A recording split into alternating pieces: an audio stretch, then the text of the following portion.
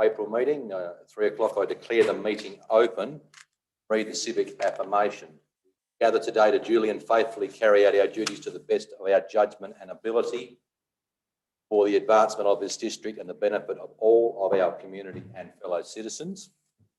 And the Coorong District Council members acknowledge and pay respect to the traditional custodians of the land and waters, the Nurrungeri people, whose ancestral lands are on which we meet today. We acknowledge the deep feelings of attachment and relationship of Aboriginal people to country and pay our respects to elders past and present. We also extend that respect to all First Nation people. Thank you. Apologies, I have none. Acknowledgements at this stage, I have none. Item 2, confirmation of minutes. We have 4 separate minutes to adopt by the look of this. Someone move. I move. First one, the special meeting, Councillor Ling of the 23rd of, we do these separately, I believe, is that right? Yes. Of the 23rd of February, Councillor Ling's moved. Councillor Yench has seconded. Is there any discussion? The motion, all those in favour? Those against? Carried unanimously. The second meeting is the ordinary meeting, including the confidentials, held on the 16th of March 2021. Councillors Roundtree and Qualman. Discussion around them? Okay, I'll put the motion. All those in favour? Against? That's carried unanimously. The special meeting held on the 6th of April. Could someone move the meeting to that? Councillors Roundtree, then Hill. Got a question? Yes. My name's down as voting for and against the motion. I think it needs to be removed from voting for. You're sure of that? Thank you. Thank you. Pardon? Minute number? Good question. I wrote down on notes. I haven't looked at what. From the special meeting. From the special meeting. Yeah, it was a special meeting on the 6th of April. It was only one item. Is that the town thing?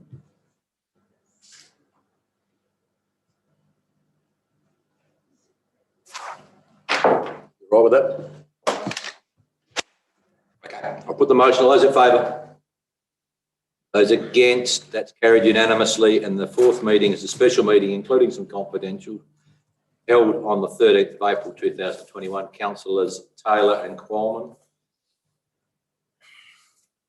Any discussion around that? Councillor Roundtree. Only that this particular matter, I think, is very much in the public domain, and I'm wondering whether we need to reconsider keeping the minute confidential in the future, so we can Come up for review in the normal process.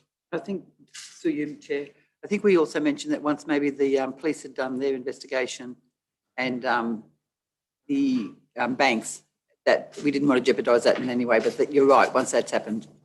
yeah, because It's very much in the public domain. Thank you. I'll put the motion. All those in favour?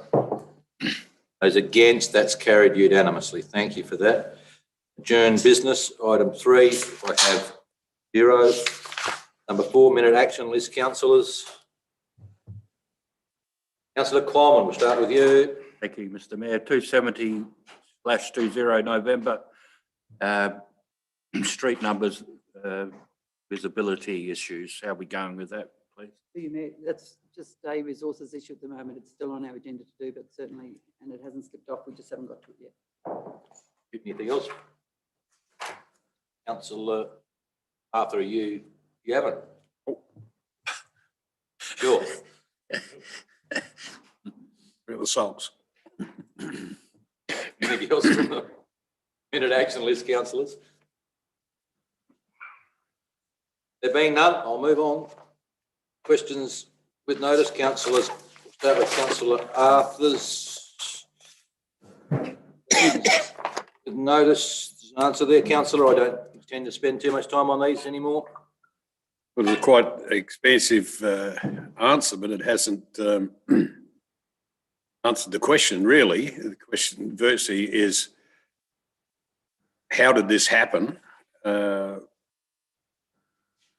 Who made the decision?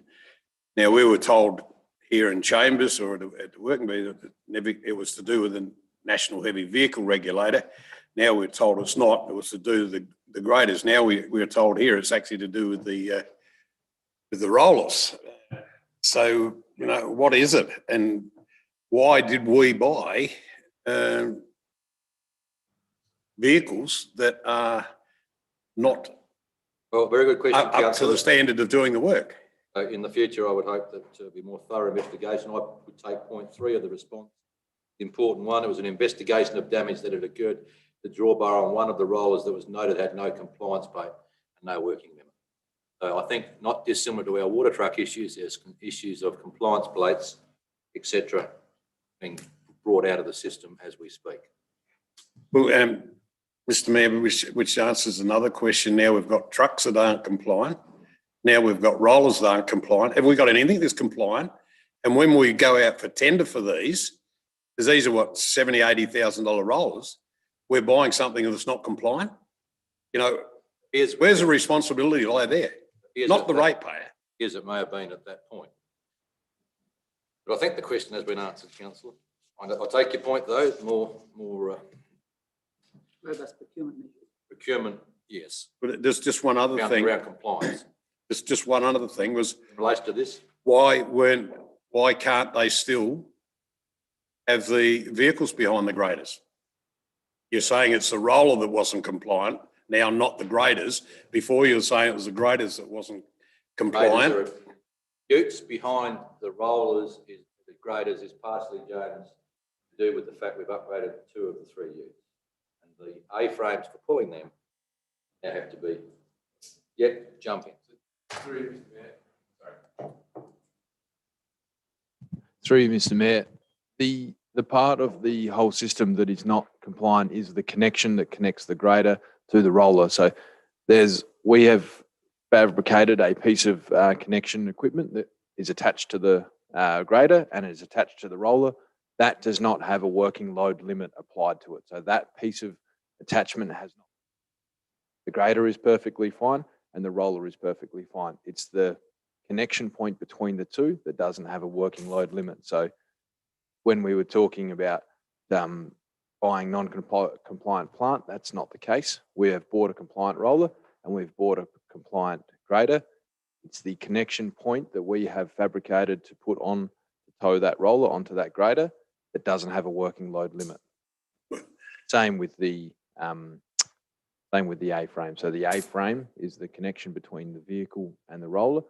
That also has been fabricated without a working load limit. So we don't know what the strength of that item is and how much weight we can tow with that.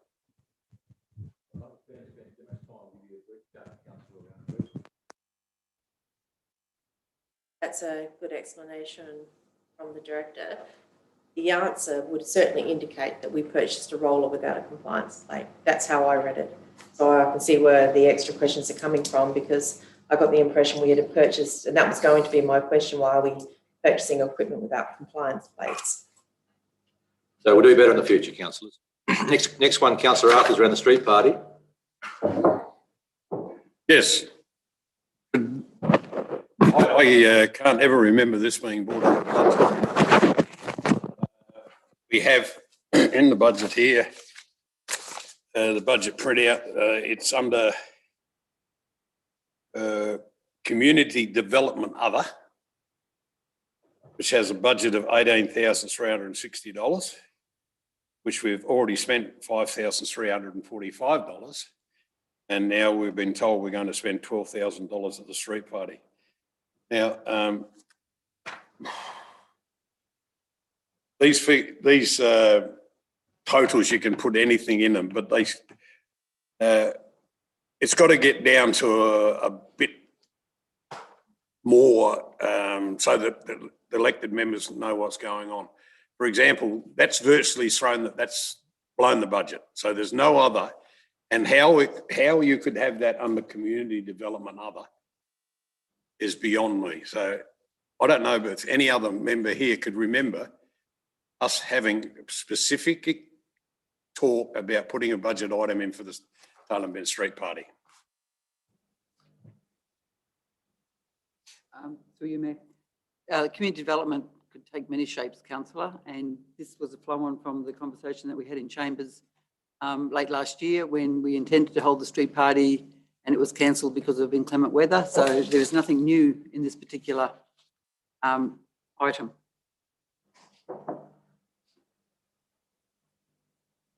Thank you, Mr Mayor. To some extent, I do agree with Councillor Arthur. It is unfortunate that due to the bad weather, it was cancelled. And I think based on that, it should have come back to us to at least be better informed that it was proceeding. I'm not decrying that it was in the budget, etc. I believe it should have passed back through this chamber. Okay, we move on. Next question is in relation to Finance Committee motion, councillor. Yeah, well, once again, it's one I've had up for some time, probably about 3 years now. I suppose we'll get around to doing it correctly sometime. Let's hope, hopefully this time it's going to be done. Workshop planned very soon. We'll look at that. Is that still on schedule? Through you, Mayor. With the workshop that happened last year, there was no resolution to change anything. Basically, the workshop happened and from memory, and I was only here for about 2 minutes when it happened, there was no indication that there was an acceptance of the presentation and that we needed to change anything. And so nothing had changed in that, at that point. Well, the legislation shows that councils must charge themselves. Right. And we don't. And we do not. And that is the problem. Through you, Mayor, that may be the case, but that, in a sense, it's not correct accounting, but at the same time, it's also just the same bucket of money, swishing it from one to another. It doesn't change the bottom line of the council. But Mr Mayor, just, you know, we spend a lot of money as part of this finding out what we actually own. And for a lot of time, and we've had a report that was presented back to council some time ago. I've got copies of them, of all the property we own and what we're trying to do with them. It was done by Mr Collins some 4 or 5 years ago. Well before my time, councillor.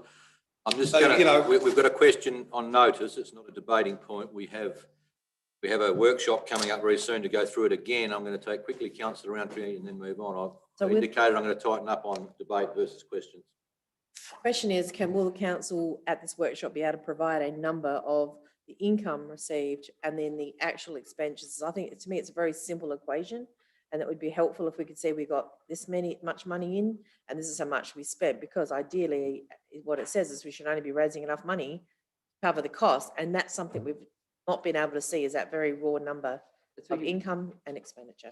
Well, I'll take that on notice, councillor. The other thing is that it's not quite that simple, because there has to be a risk element to ensure that there is some provisions for future expenditure that may occur. So it's not quite as simple as money in, money out.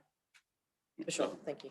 Okay, next one is around confidential documents, councillor. There's a long answer there around conversion to squids. No debate around that? Well, at the present moment, it's hopeless trying to find some confidential documents. At any time, And as far as getting the staff to look for you, sometimes you don't know exactly when it was, so you're hunting back to find it. And also with the minutes, you know, there's a couple of minutes I wanted to have a look at in 2012, and I cannot access them. But I'm not sure if it's 2012 or 2013. I cannot work out why we cannot, as elected members, access them. Because it's technically not possible yet. Yet, I'd use the word. So it is something that can be offered by Squiz. When the transfer to Squiz from Unity happened, it didn't happen. Some councillors have put resources into it to move all of their historical documents over. We haven't done that yet, and we're not the only council who hasn't done that yet. That's a resource and a budget issue that we will grapple with, because it is not a simple or short task. And in the meantime, as you see in the last paragraph, council members have always been able to request through the CEO any meeting documents they would like to access. Electronic copies can be provided. Sorry. Yeah. Councillor Remember. Mayor, so there's no need then to rescan them if they can already be provided. So the rescanning issue is not an issue then, because they're already scanned as PDFs as they once were. I don't understand the question, councillor. So you're saying one of the things you said was that they need to be rescanned, and in the sense of, do they physically need to go through a scanner to be turned into a PDF document, or are they already PDFs so that we can access them? It already be. They should already be PDFs. They already were PDFs. It still is a resource issue, but it has to be addressed. We have to actually physically move them from one software to another. But they are already in PDF format. I'm assuming so. Through you, Mr.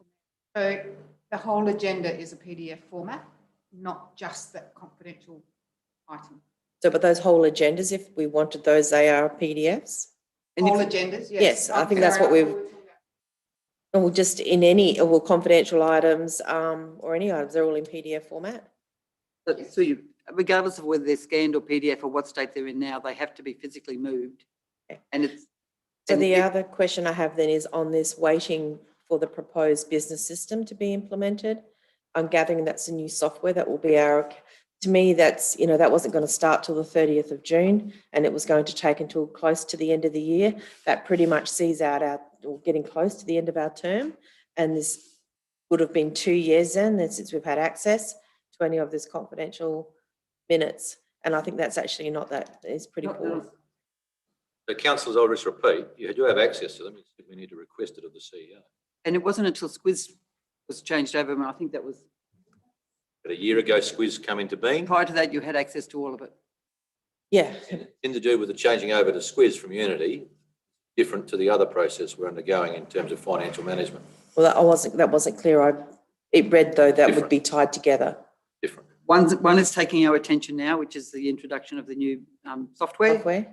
And then once that's finished, we will then put our attention back to updating those documents. Councillor Land, very quickly. Just quickly, do we have any idea of what that cost might be?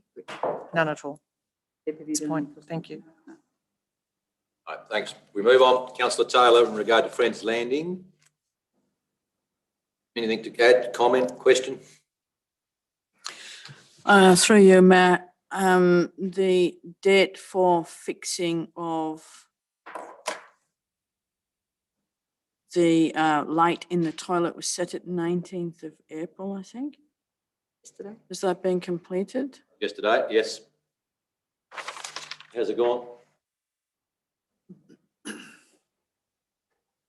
Thanks. Apparently it's done. Good?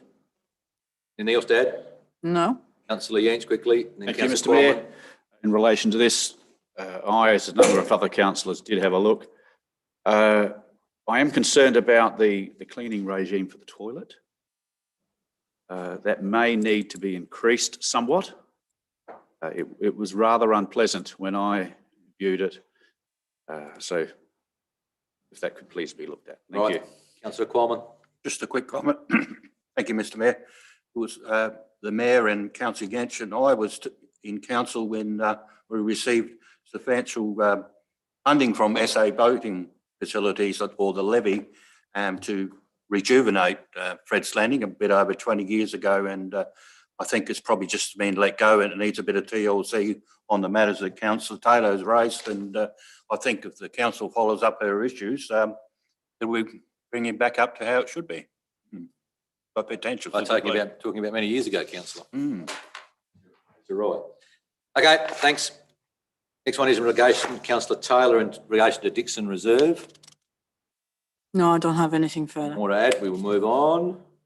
You've got a third one in relation to Crown land in the area between Taylor Bend and Wellington East. Yes, I've had a real good look at that. And, yep, thank you. Okay. That is dealt with the questions with notice. Excuse me. Councillors, have we got a question without notice? Councillor Quammen. Thank you, Mr Mayor. To the CEO or the Acting Director of Infrastructure and Assets, as we're all aware, there was a large fire at Cleanaway Recycling Facility in Adelaide last week, or earlier, or a week before.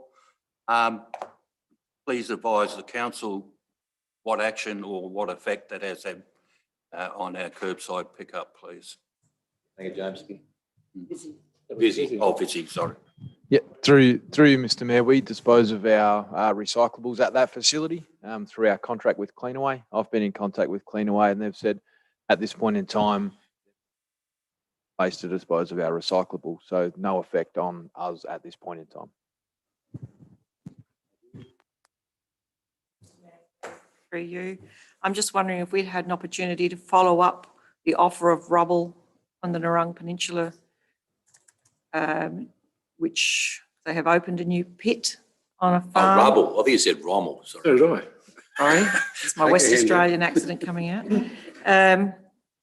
The access to that rubble and testing of a pit that's been opened up. We used to use one near Ralph, and this ridge is very close to that and would certainly service the area where we currently have very poor rubble for our road making. James? Yeah, but it's definitely something we want to do. So I'll have a chat to you after the meeting. Thank you. Thank you. Questions without notice, councillors? Being no more, I move on. We move to item 6, reports by members. Councillors, you can see my report. I would note that I attended the peak performance of Carpe Diem, is how you say it. It was very interesting. Good. I think there was good crowds across the area, as best I can see by some photos and some councillor reports. And that was followed up on the 7th with dinner with the CEO, the Senior Community and Tourism Officer, and myself were invited to have dinner before the thing at the Nathan Bolton's presentation at the racetrack around reinvigorating the suicide prevention and community resilience program. So we were invited to dinner with them So and their officers. Councillor Bland. a question on that, given that this was this one went out across the whole area, but how are we as a council, as we have previously assisted in doing that, able to get that up and running? Because it certainly happened here in Tailem Bend, but that seems to have fallen over a number of other towns. I'd like to see it reinvigorated in some way.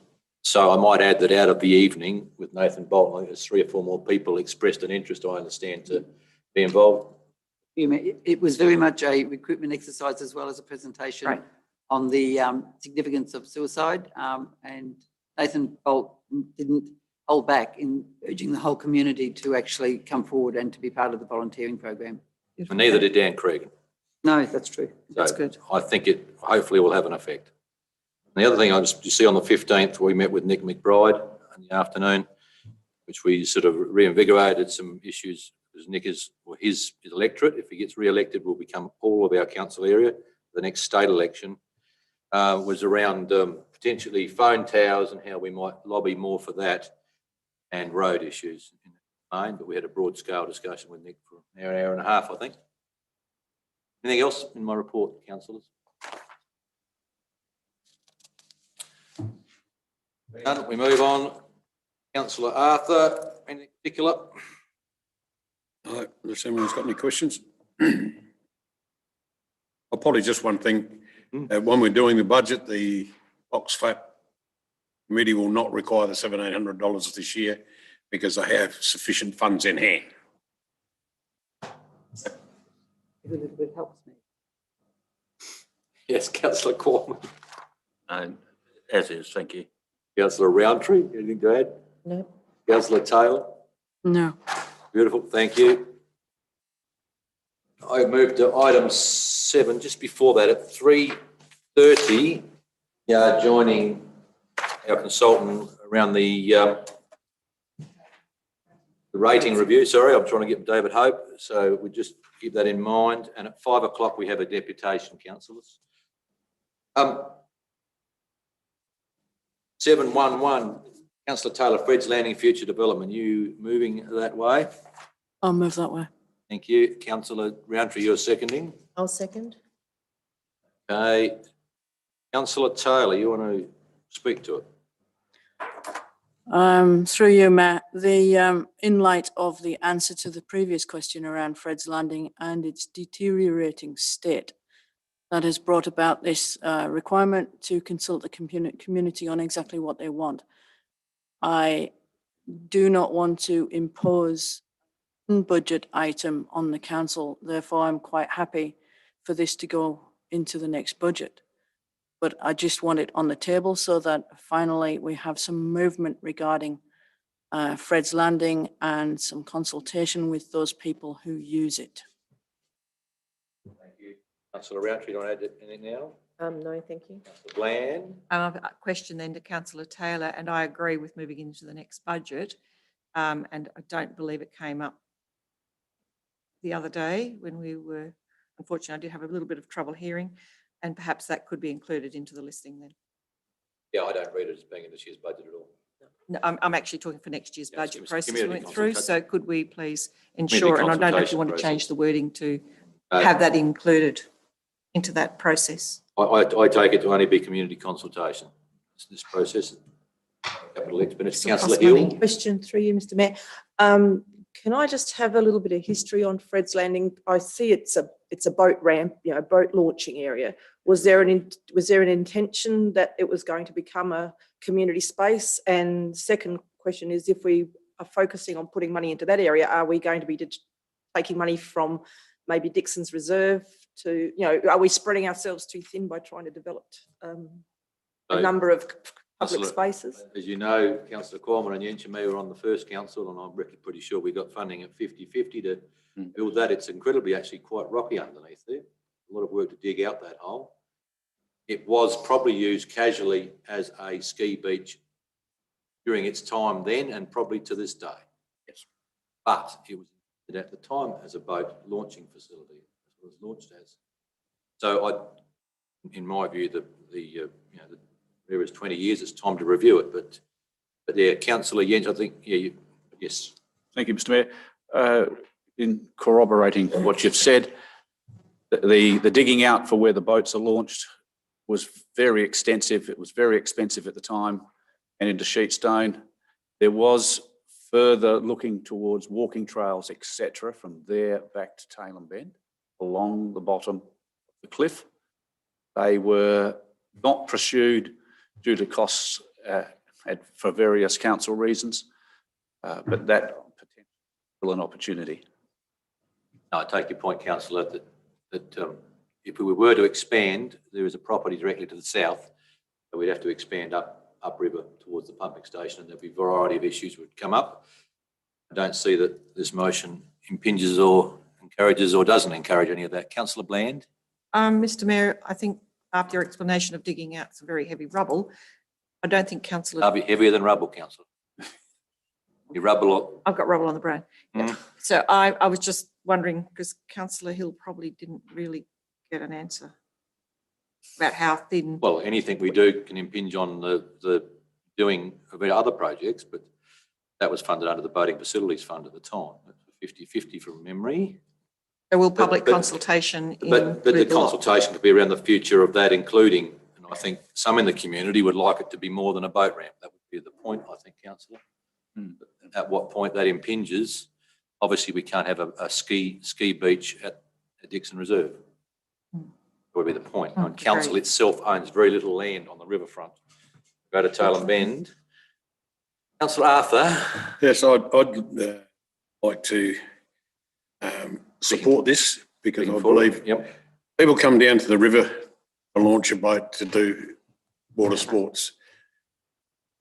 The plan for Dixon Reserve has only ever been a concept plan.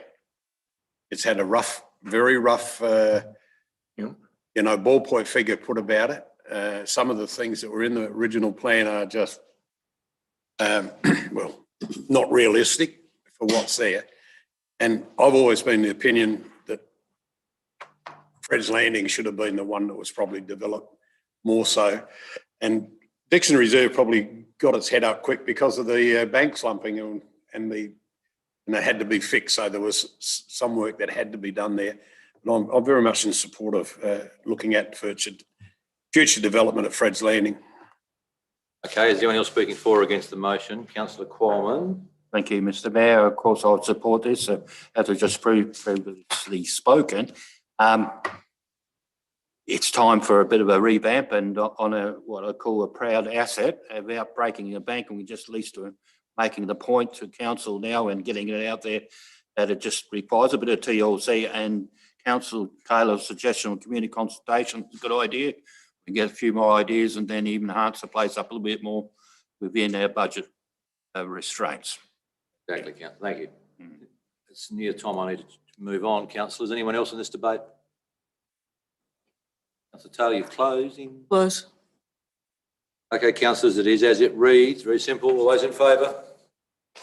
Those against, that's carried unanimously. Thank you, councillors. I'm going to move us, consultant David Hope's on Zoom, is he? On Zoom somewhere. Item number 10, rating review report on public consultation, councillors.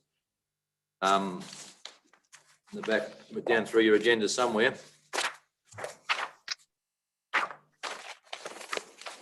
Hello. Greetings, David. We can hear you. Hi. You can hear me? You can hear me, and so can the rest of the community. That's good. You might want to shift your head a little bit to one side so you're on the centre of the camera.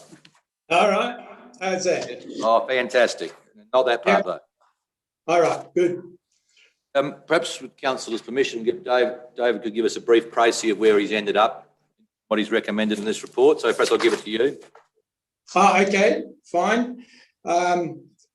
The relevant bit of the report is the bit about the major issues from the public consultation. The first of those was that in terms of the bulk of the comments that came in the actual public meetings, they are related to commercial and industry rates. Fundamentally, the issue that was put forward was that during COVID, property owners who were renting out their commercial or industry properties had provided rate relief to their clients, but had still had to pay their own rates, provided rent relief rather, but had still had to provide rates. So that led me to make a recommendation which said that you might consider phasing in the commercial and industry rates.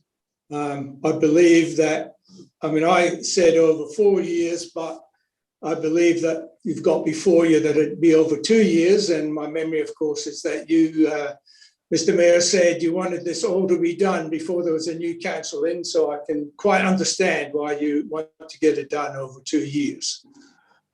The second point was there was in association with the discussion about the commercial and industry rates, there was some support for there being a separate rate, perhaps as other councils have it called a main street rate or something like that, to improve the business areas in each of your towns. Now, look, there was only 2 or 3 people who mentioned this, but that is probably something that you might want to give some consideration to, which I guess came out of left field in terms of the public consultation, but sometimes that's what actually happens. So the next issue was about, there was a reasonable amount of discussion about hardship for ratepayers. Now, the Act itself allows you plenty of ways to deal with this. So my recommendation basically says for you to have a look at your policy that you have on hardship and make sure that ratepayers are aware that there is such a policy, that they can get some relief if they have hardship. And the other thing is the Act sort of encourages that the application process be as painless as possible. Perhaps I could paraphrase it as. The next issue, or the other major issue that came up, was about, there was a number of people said, oh, you need to look at what you're spending on, you should be cutting staff, you should be cutting costs. Now, that's all well and good to say that, and of course, we're all taxpayers and none of us like paying tax, I guess. And we look at government and say, oh, surely they can do better, be more efficient. So it's not a particularly unusual thing to come out in consultation in regard to a rate review. The difficulty that small councils like yours face is that you have the same pressures on you that the largest councils have. You have to comply with the same laws, provide the same reports, And it's very difficult for small councils to achieve economies of scale. So that led me to make 3 particular recommendations.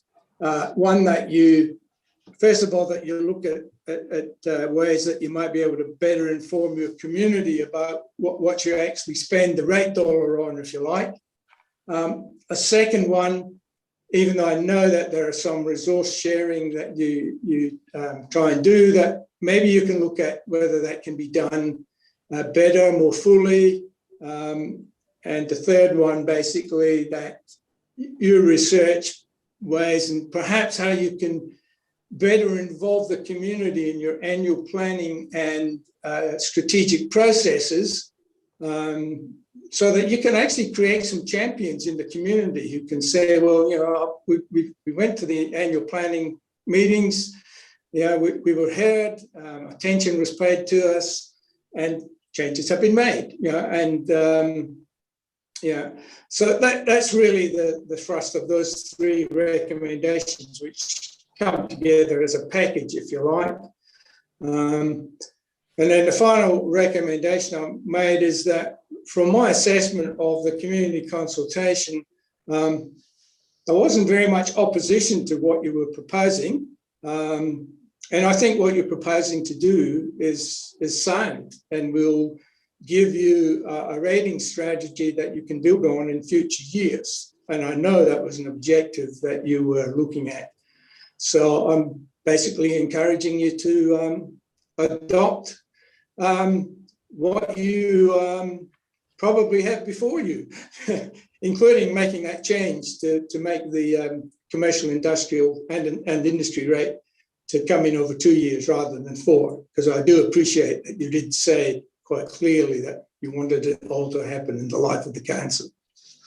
So that's my recommendation, that you go ahead with what you spent a fair bit of time considering as a council. Okay, we'll start with questions. Councillor Bland. My question is around the document that was sent out by our CEO from the Valuer General, where industrial, and particularly in the Meningie area, has gone up significantly already. I think one section was 18.3. I don't have it in front of me. The second one was about 40%. And while that might only be 1 or 2 properties, if we're going to then put 10% for the next 2 years on whatever those 2 properties are, or 3 properties, where does that leave those people at the end of the day? Because they are industrial. We do need them in our communities. They are often not big business. They are small business. Are we able to identify that? Well, this document... Councillor, I think what we're debating here, I'm just thinking about, is I don't know that capping, and council could extend capping to all categories, but I thought it was only residential. I'm not sure about that. David, can you recall and... You can have rate capping to whomever you want.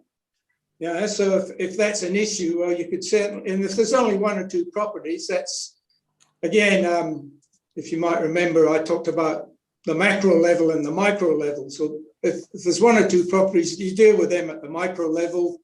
You can either offer them hardship relief, or you can do capping. It can be any property can get rate capping, not just residential. And so I know I've said that we'd like to do it over 2 years, but the report does allude to doing the commercial and industry categories over 4 years at 5% increments. Mayor, given that, I mean, I know where the Lakes area, but the Meningie itself versus east and west, there are a couple of properties in there going to get a fair hike. And I understand, of course, primary industry is also going to get a hike, but I would like to see it go over 4 years in that case. We are struggling to keep our businesses there. Commercial, everything else seems quite stable across the district, but some of these businesses have struggled through COVID, and it's not recognised. So I'm in questions at the moment. I'd like questions. So my question is that I would like to see that it's consider the 4 years around that, if that is possible now. Well, it is possible. Back to that. We'll be open for debate in a minute, Councillor. And my other question is on point 2 of the recommendation, it talks about the differential rate for commercial shop, commercial office and commercial other. It doesn't actually mention industrial. at We all. noticed that, yeah. We'll be able to pick that up in a minute. Happy to leave it out. No, we'll just go with your question. We're going to go to Councillor Roundtree next. So my question is, how you want to Speak to maintain, the speaker, please. Sorry? Gadget's there. Microphone. can you not hear it? Maybe not at that distance. Oh, my seat's just reclining on its side. We'll unrecline it. Can't help me because I can't. How you aim to approximately maintain the amount of rate revenue from vacant land properties by introducing a differential rate to discourage land banking, but only by the practice of paying more will actually that discourage them from land banking. So I'm a bit unsure about how you say you're not, you're hoping to maintain the amount of rate revenue from vacant land, then also talk about discouraging land banking. Wouldn't that mean putting the rate, the value up and So getting? councillor, if we'd not made that adjustment due to the vacant land category in particular, having quite large savings out of a reducing of the fixed charge, and keep in mind that the fixed charge applies equally regardless of all assessments, it would have probably meant that the vacant land category would have had a disproportionate reduction in rates. That's why it is being increased in that proportion, so that there's no loss as a percentage of total revenue from that group of land. David, you wish to add to that? No, that's pretty well what you wanted to do. You did have a little bit of discussion, and I think this is where Councillor Roundtree's coming from, that perhaps you need a higher rate in the dollar to have a more active policy of discouraging land banking, which is your current policy. It's not a policy I'm proposing, but you decided that at this, for the time being, that you would go with just maintaining the revenue from vacant land. So that's certainly something you can look at in the future. And I would say that most councils who have policies to discourage land banking, they don't really put the rates up enough. The differential is not high enough to make a serious difference.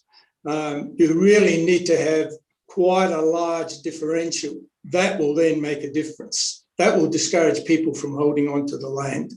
But in the context of the discussions that we had, in the end, in the model, in each of the scenarios, it was about maintaining the rate revenue from vacant land. And if it's through email, I don't think we should be saying we're trying to discourage land banking, because I don't think the carrot is there to discourage land banking in the current way we're doing it. I think it's pretty much the same as we go forward. So I think we just change that wording. Fine. Any other questions to David before we get back to deciding which direction we're taking? Councillor Arthur? Yeah, Mr Mayor, just like my comment. I know when we're looking before the increase, if that is one business, the overall increase is only going to be about $50 because they get the rebate on their fixed charge. So even though it sounds like a hell of a big valuation change, it's only $50. The other thing is, if it was two businesses, they're going to be better off because they're both going to get the rebate on their fixed charge. So, like you can't choose. The only thing is, we got to remember, we don't set the values, the Valuer General does. And if you're not happy with them, anyone who's not happy with them can go and appeal. And the first question they'll ask you is, Did you sell it for that? What do you think it's worth? Would you sell it for that? And when you say no, you're lost. Okay, I'm still on questions to David or to the table here around this. Otherwise, I'm going to start to. I'd just like to make a comment, if I might, and that is that, David, you indicated before that there wasn't a lot came from the public. Can I just say that when the public actually turns up, which isn't always very often, it usually means that they are a little bit upset, particularly in the rural areas. They don't turn up for coffee. They turn up because they've usually got something to say, and I think we did see that in a couple of places. Any thoughts, David? Is that the normal turnout at a? Oh, no, extremely low turnout, extremely low. Would be of all, and I've done about 30 of these, would be the smallest turnout I've ever seen for public consultation, which leads me to think, as I made a comment in the report, that because 60 odd % of people are getting a decrease, they're pretty happy. And look, we all have different perceptions. My perception was that there was no real angst about the whole thing. Yes, there were certainly some comments, particularly from the commercial ratepayers. But that's only my perception. I mean, there were quite a few elected members there. They'll have their own perceptions of the meeting, or the meetings, I should say, and that's normal. We have different. I look at things differently from politicians, I guess, because I'm not a politician. So, councillors, if there's any other questions to David, it will be Councillor Lang.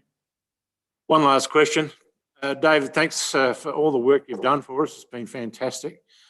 But my question is, do you believe this is the appropriate time to be increasing rates on commercial businesses and rural properties, particularly those that have been so heavily affected by the COVID lockdown and now the removal of various supporting grants, money? Is this the time to be harming commercial businesses further by increasing their rates? Councillor Lang, that's really a political judgment. And I think I just said I'm not a politician. You're not making a huge change. And quite a lot of commercial and industry properties are also getting a reduction in their rates. So you sort of have to balance it up. Those that get a reduction versus those that get an increase.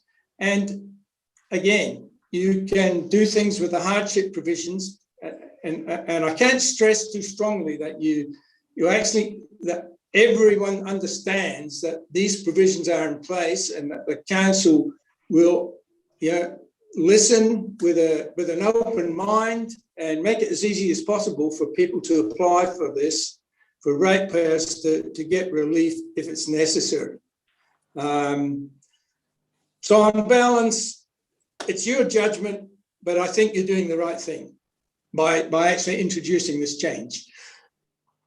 Councillor Roundtree with a question. I see what you're saying. I mean, most people are getting a decrease in this new scenario, except the primary production people who are carrying the biggest burden in this rate increase. The majority of them are going to see increases. And they're probably some of our biggest payers of rates. It's just the reality, David, isn't it? This proposal. Well, that's right. Well, as soon as you reduce the fixed charge, the benefit that people who have single farm enterprises or contiguous properties reduces quite significantly, particularly when you're reducing it from $360 down to $150. So yes, primary production was always going to get a bit of a hit in this. Again, your judgment as to how significant that is. And again, you've still got the option to provide the hardship provisions. And just on that, I know I've mentioned hardship a few times.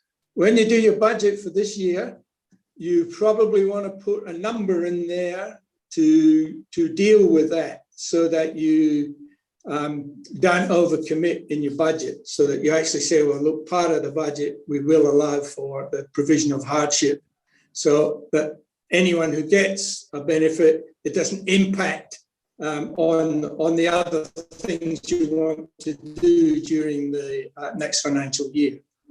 I can see someone else has got their hand up. We'll go back to Councillor Taylor. We're just finding that hardship provision amount we set aside last year out. Yes, Councillor. Thank you, Mayor. David, can you please confirm that it is true that those with probably the lowest income the residential sector through the fixed charge are subsidising currently under the current structure the primary producers and those with the high value properties because the fixed charge is relatively high? I don't know that subsidising is the right word, but let me say that the impact of the fixed charge is that it falls disproportionately on lower valued properties. And there is a correlation between property value and income. So it falls disproportionately on people with lower incomes. So reducing the fixed charge gives quite a lot of them relief. And it's not just residential properties, it's also smaller commercial and industry properties, smaller land holdings. They'll all get a benefit. So I know primary production that quite a number of people get an increase, but let's not forget that 550 of them of the assessments get a decrease.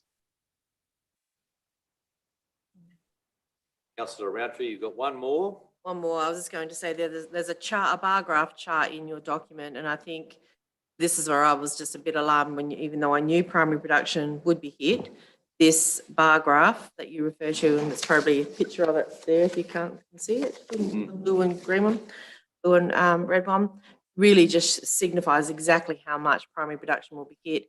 And also just, again, the vacant land, there were more people better off under the vacant land scenario than there were going to be increased. And I think that went against the original policy of trying to stop land banking. And I think that also, needs to be revisited.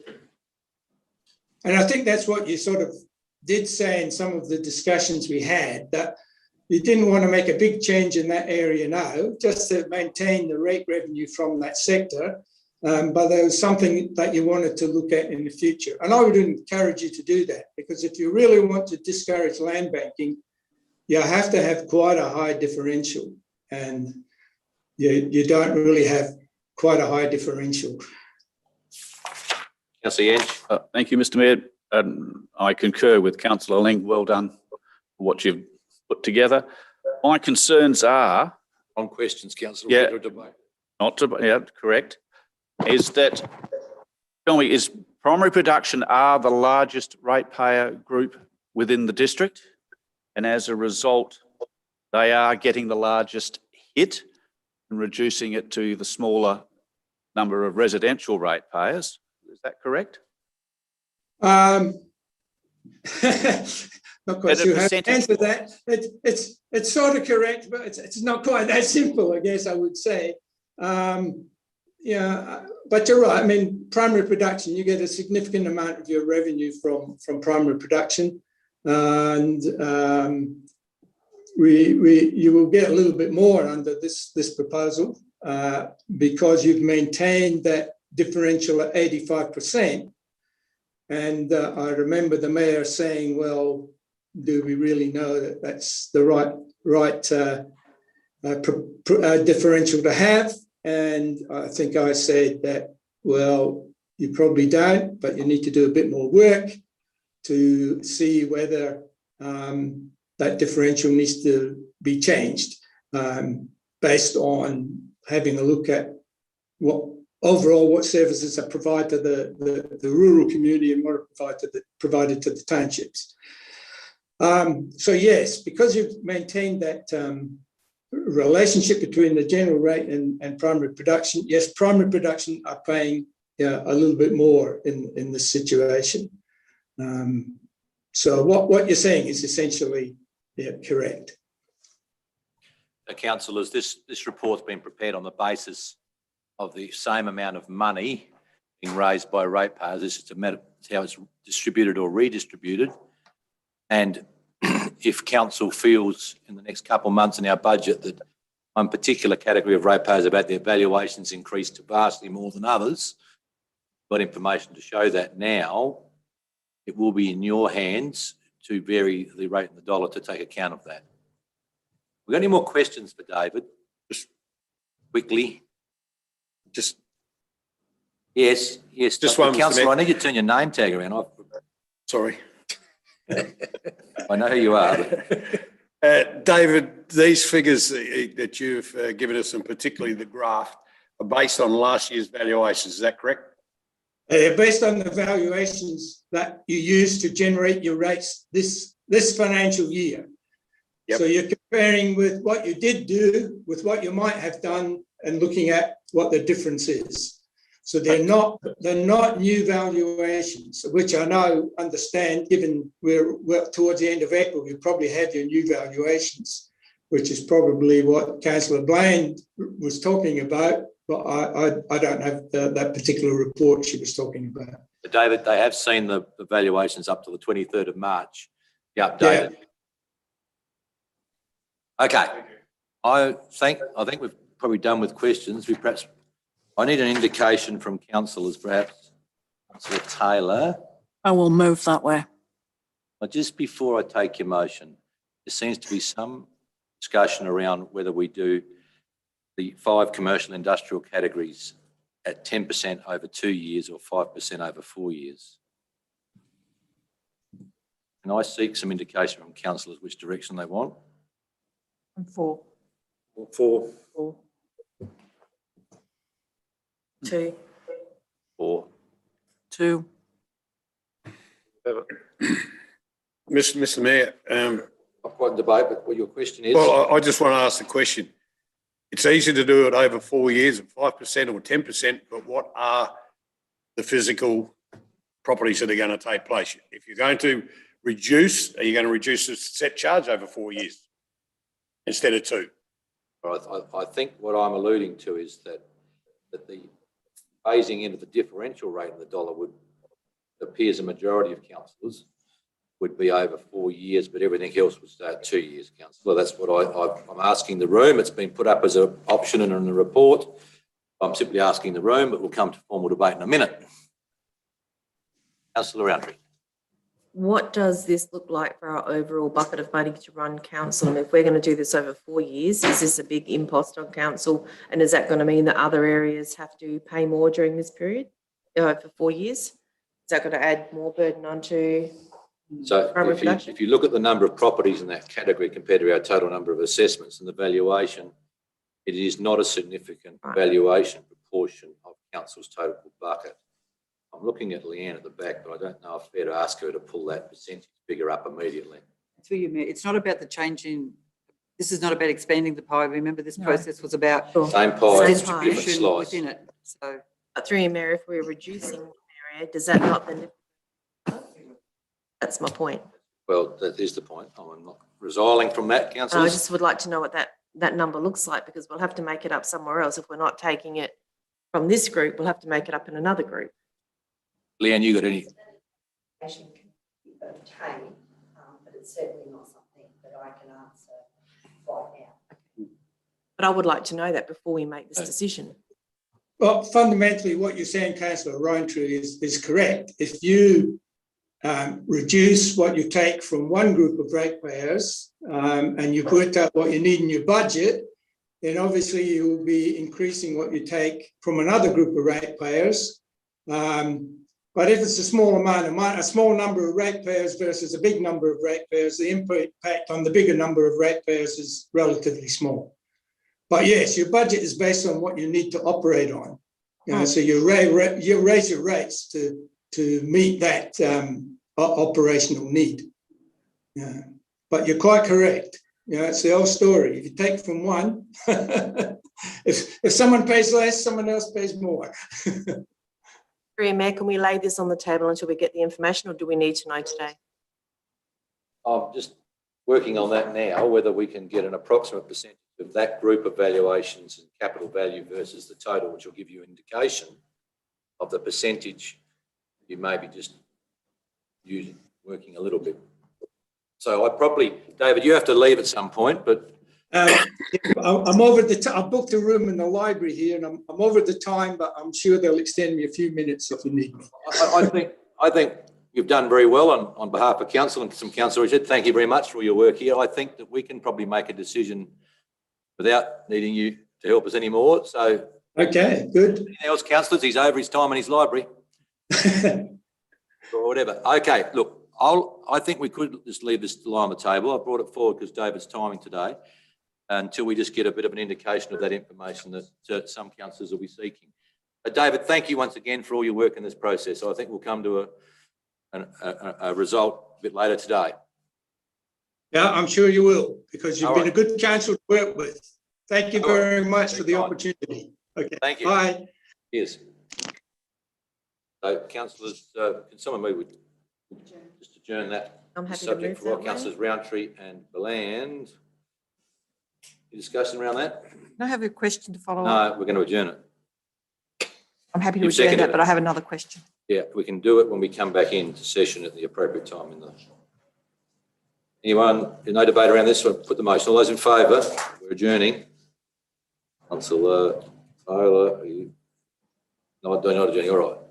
Those against, so Councillor Taylor voted not against adjourning and the rest of the councillors voted for it, so it's not unanimous.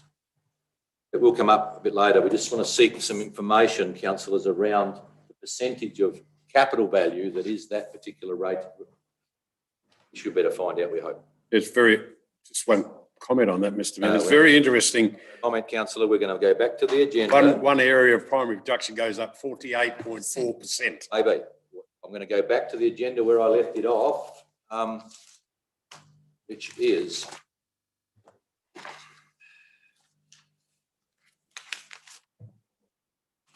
we do motions without notice. No, we haven't got that. 7.1.2. Yep, 7.1.2. You are quite correct, councillor. We go back to 7.1.2. It's a notice of motion from you, councillor Taylor. When I find it, 7.1.2. Excuse me. Just hold on a second. Page 18.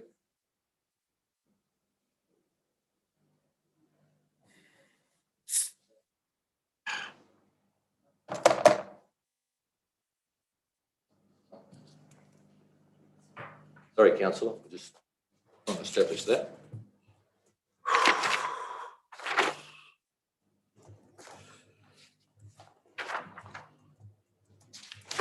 (7.1.2). You're going to move that way, councillor, in its totality? Or? Yes, I am going to move that way. I am going to move that way. Thank you. Councillor Roundtree is going to be the seconder. Councillor Taylor. Through you, Matt. So this is an ongoing issue and continually reported as an issue.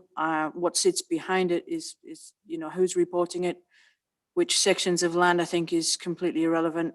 The answer from the CEO regarding the fact that the council doesn't own land down there, I think is almost irrelevant, because council doesn't own the land on which we're putting the tail and bend toilets either. And therefore we've got to find a solution. And whilst I fully accept that in future, the Coorong District Council, along with Alexandrina and Kingston councils, may come up with a full visitor experience, I cannot see that happening in the short term. And therefore, if we can put toilets at Sherlock, at Peak, for people who are traveling, let's say, from as far away as Sydney, then we can put a short-term toilet solution somewhere at Salt Creek for people who could be traveling all the way from Melbourne. And therefore, I'd like investigations done regarding land, where might be suitable, whether it involves some form of short-term leasing, from where let's say the somewhere near the oil rig, preferably funded by grant funding, preferably some kind of facility which could in future perhaps be relocated or moved. I don't know how easy that would be. But that's my reasoning behind it. There's a lot of disquiet in the community. This is an ongoing issue.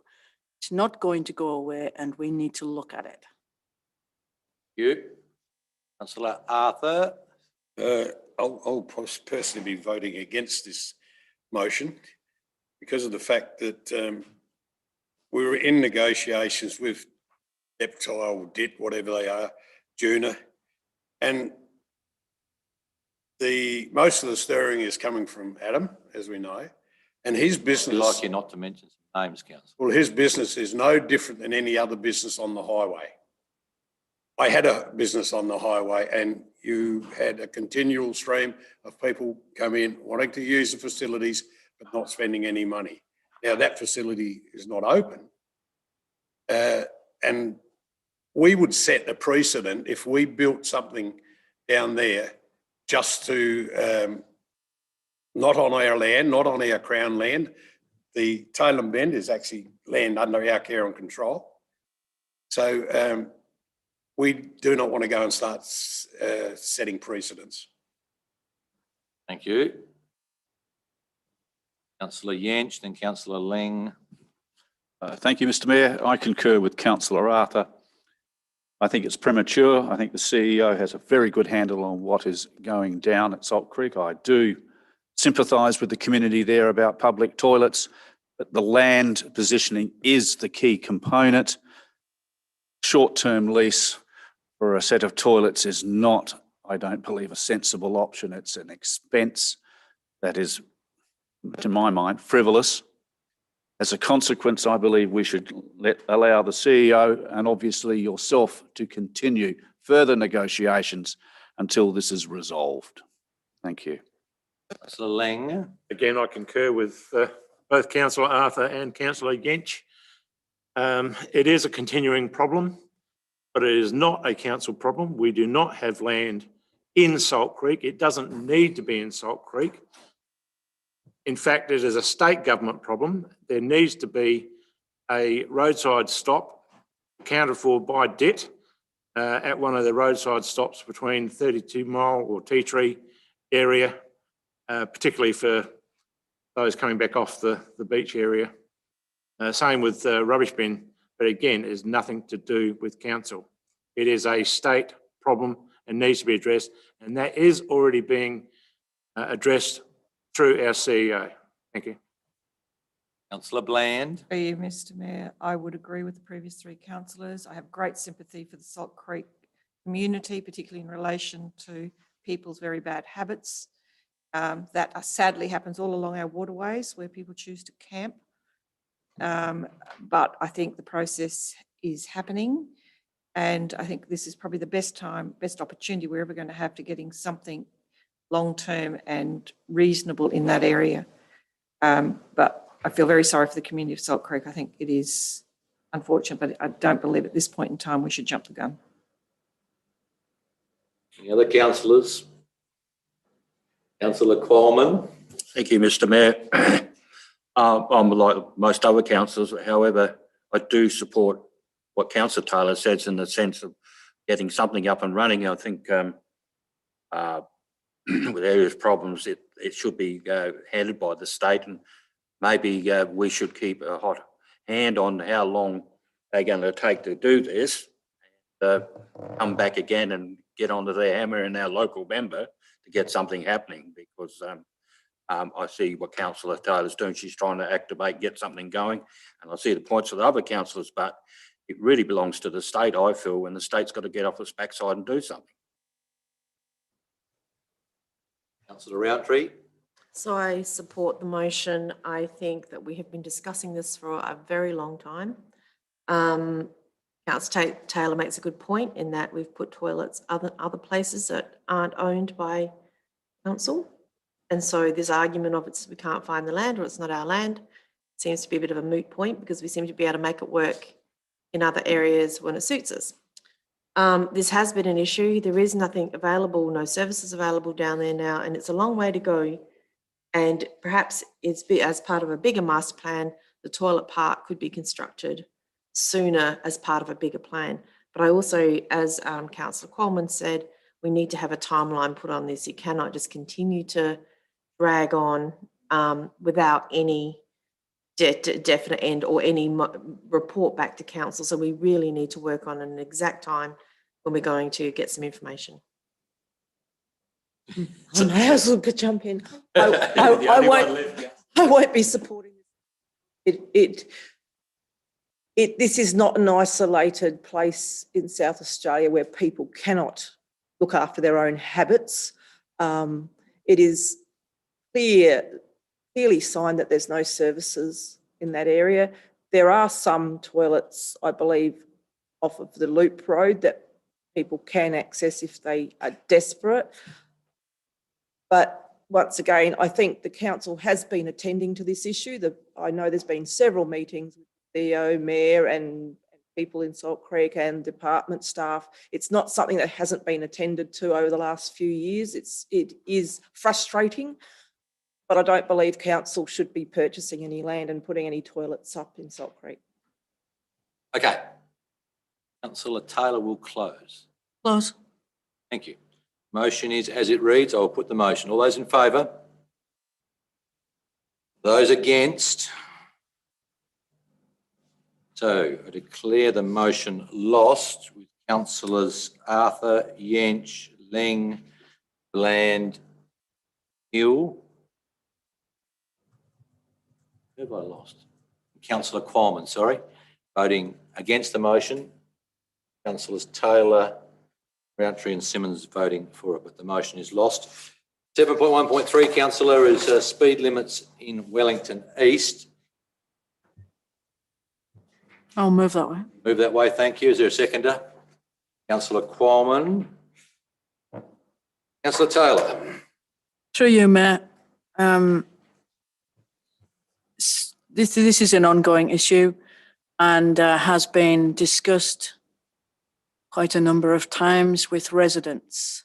And at the end of the day, it's the residents' concerns really which are driving the hopeful reduction in speed limit.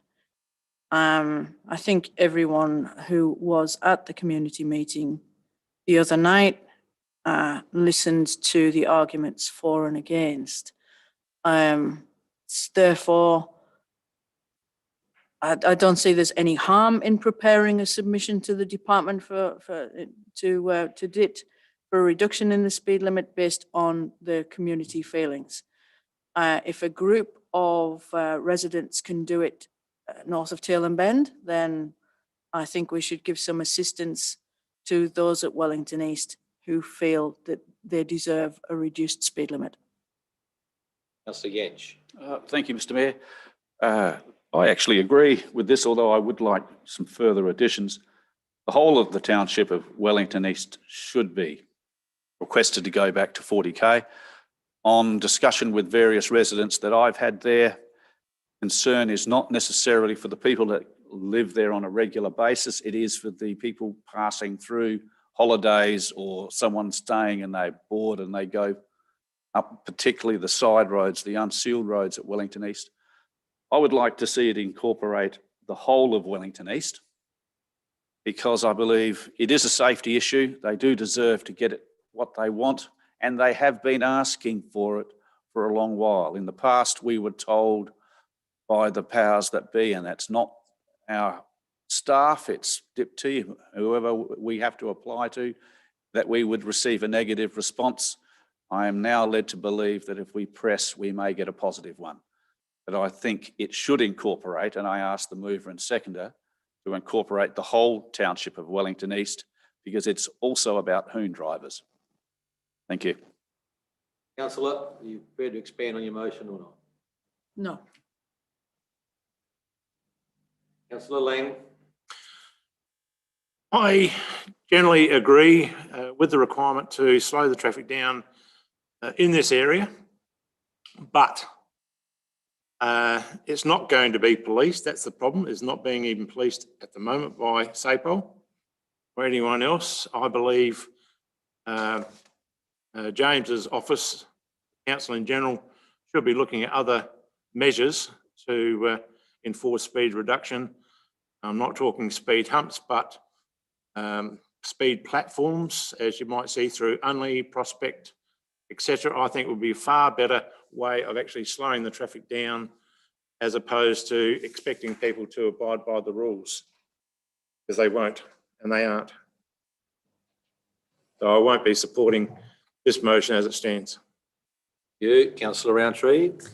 I'm similar to what Councillor Lang's saying. I would be interested if we could change the motion to include other forms of speed reduction, because I think the traffic calming ideas that were suggested at the meeting, and I think a fella made a very good point that if it's the hoon drivers, if they're not going to stop at 50, they're not going to really not speed when it's 40. It's just a number. There needs to be a physical deterrent for them to actually slow down. And while speed humps might not be, there are a range of other things that council could consider to slow traffic certainly down the drive. And I'm wondering whether the mover and seconder would be happy to just amend that motion slightly to include other options if it achieved the same goal of reducing speed. I'm going to say something, perhaps that's the road to the boat ramp. I can just see the chains of the boat trailers dragging beautifully on some traffic calming devices. Perhaps the motion as it stands would be the first step in what may get us to a result. I'm going to seek the mover whether she is prepared to take into account the comments we just had though. I would take into account the comments. However, knowing people who use the boat ramp, I concur with yourself, and also it makes it. There are other vehicles that are towing other items as well, which would make it incredibly difficult if there wasn't an alternative, such as to go past Pangarinda. But then you're just introducing a similar speed problem. At the moment, some of the roads are unsealed, which is helping to calm traffic in other areas of the development. But I don't want to impose, no, and I don't want to impose a cost either, because that will involve a cost. Councillor Bland. Mr. Mayor, I'm just wondering if in some of the wording that we're in the submission to the department is to ask them to assess the Wellington East area, including the speed limits to the specific streets that have been mentioned, so that they don't just come in and assess those, that they actually assess. The way I'd read this motion would be to assess and well, I see them only assessing those streets. I would like them to, what I'm saying is I'm wondering whether they should actually assess the whole settlement. They will only come in and assess the street from the mover has indicated that she's not prepared to move into expanding the motion, Councillor. I didn't put that option up before, Mr. Mayor. I know. Okay. Councillor Quammen as seconder, yes. Thank you, Mr. Mayor. Yes, I totally support Councillor Taylor, not to alter it or expand it the way it is, and it probably might be an important first step in controlling the issue down there, and we can always up the ante, can't we? Anyone else wish to speak for or against? Okay. Councillor Taylor, you'll close. Close. Thank you. The motion is as it reads in the agenda, councillors. The council prepare a submission to the Department for Infrastructure to reduce the speed limit from 50 to 40 kilometres an hour on George Mason Street, Rebecca Street, Gardner Street and Jefferson Court at Wellington East. All those in favour of that, please show.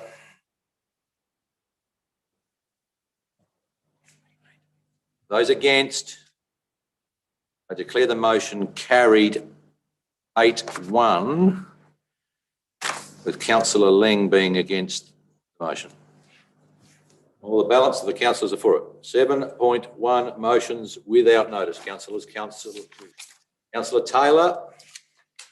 Through you, Mayor, the council withdraw its grant application to the Murray-Darling Basin Economic Development Plan. I think that was it, MDBEDP.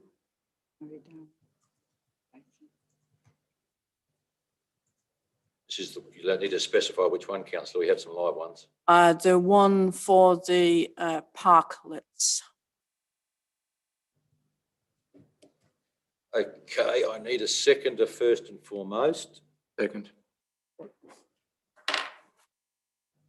Where are you going to put them all? It's ridiculous. Right, hang on, councillor. Right, Councillor Taylor. Through you, Mayor, the grant application didn't come before council, and the council has had no information regarding maintenance of them, moving of them, servicing of them, who's cleaning them, let alone where they're going to go. And what the biggest concern for me is community consultation, especially given the negativity around the one in Railway Terrace. There's conflicting information as to who likes it and who doesn't like it.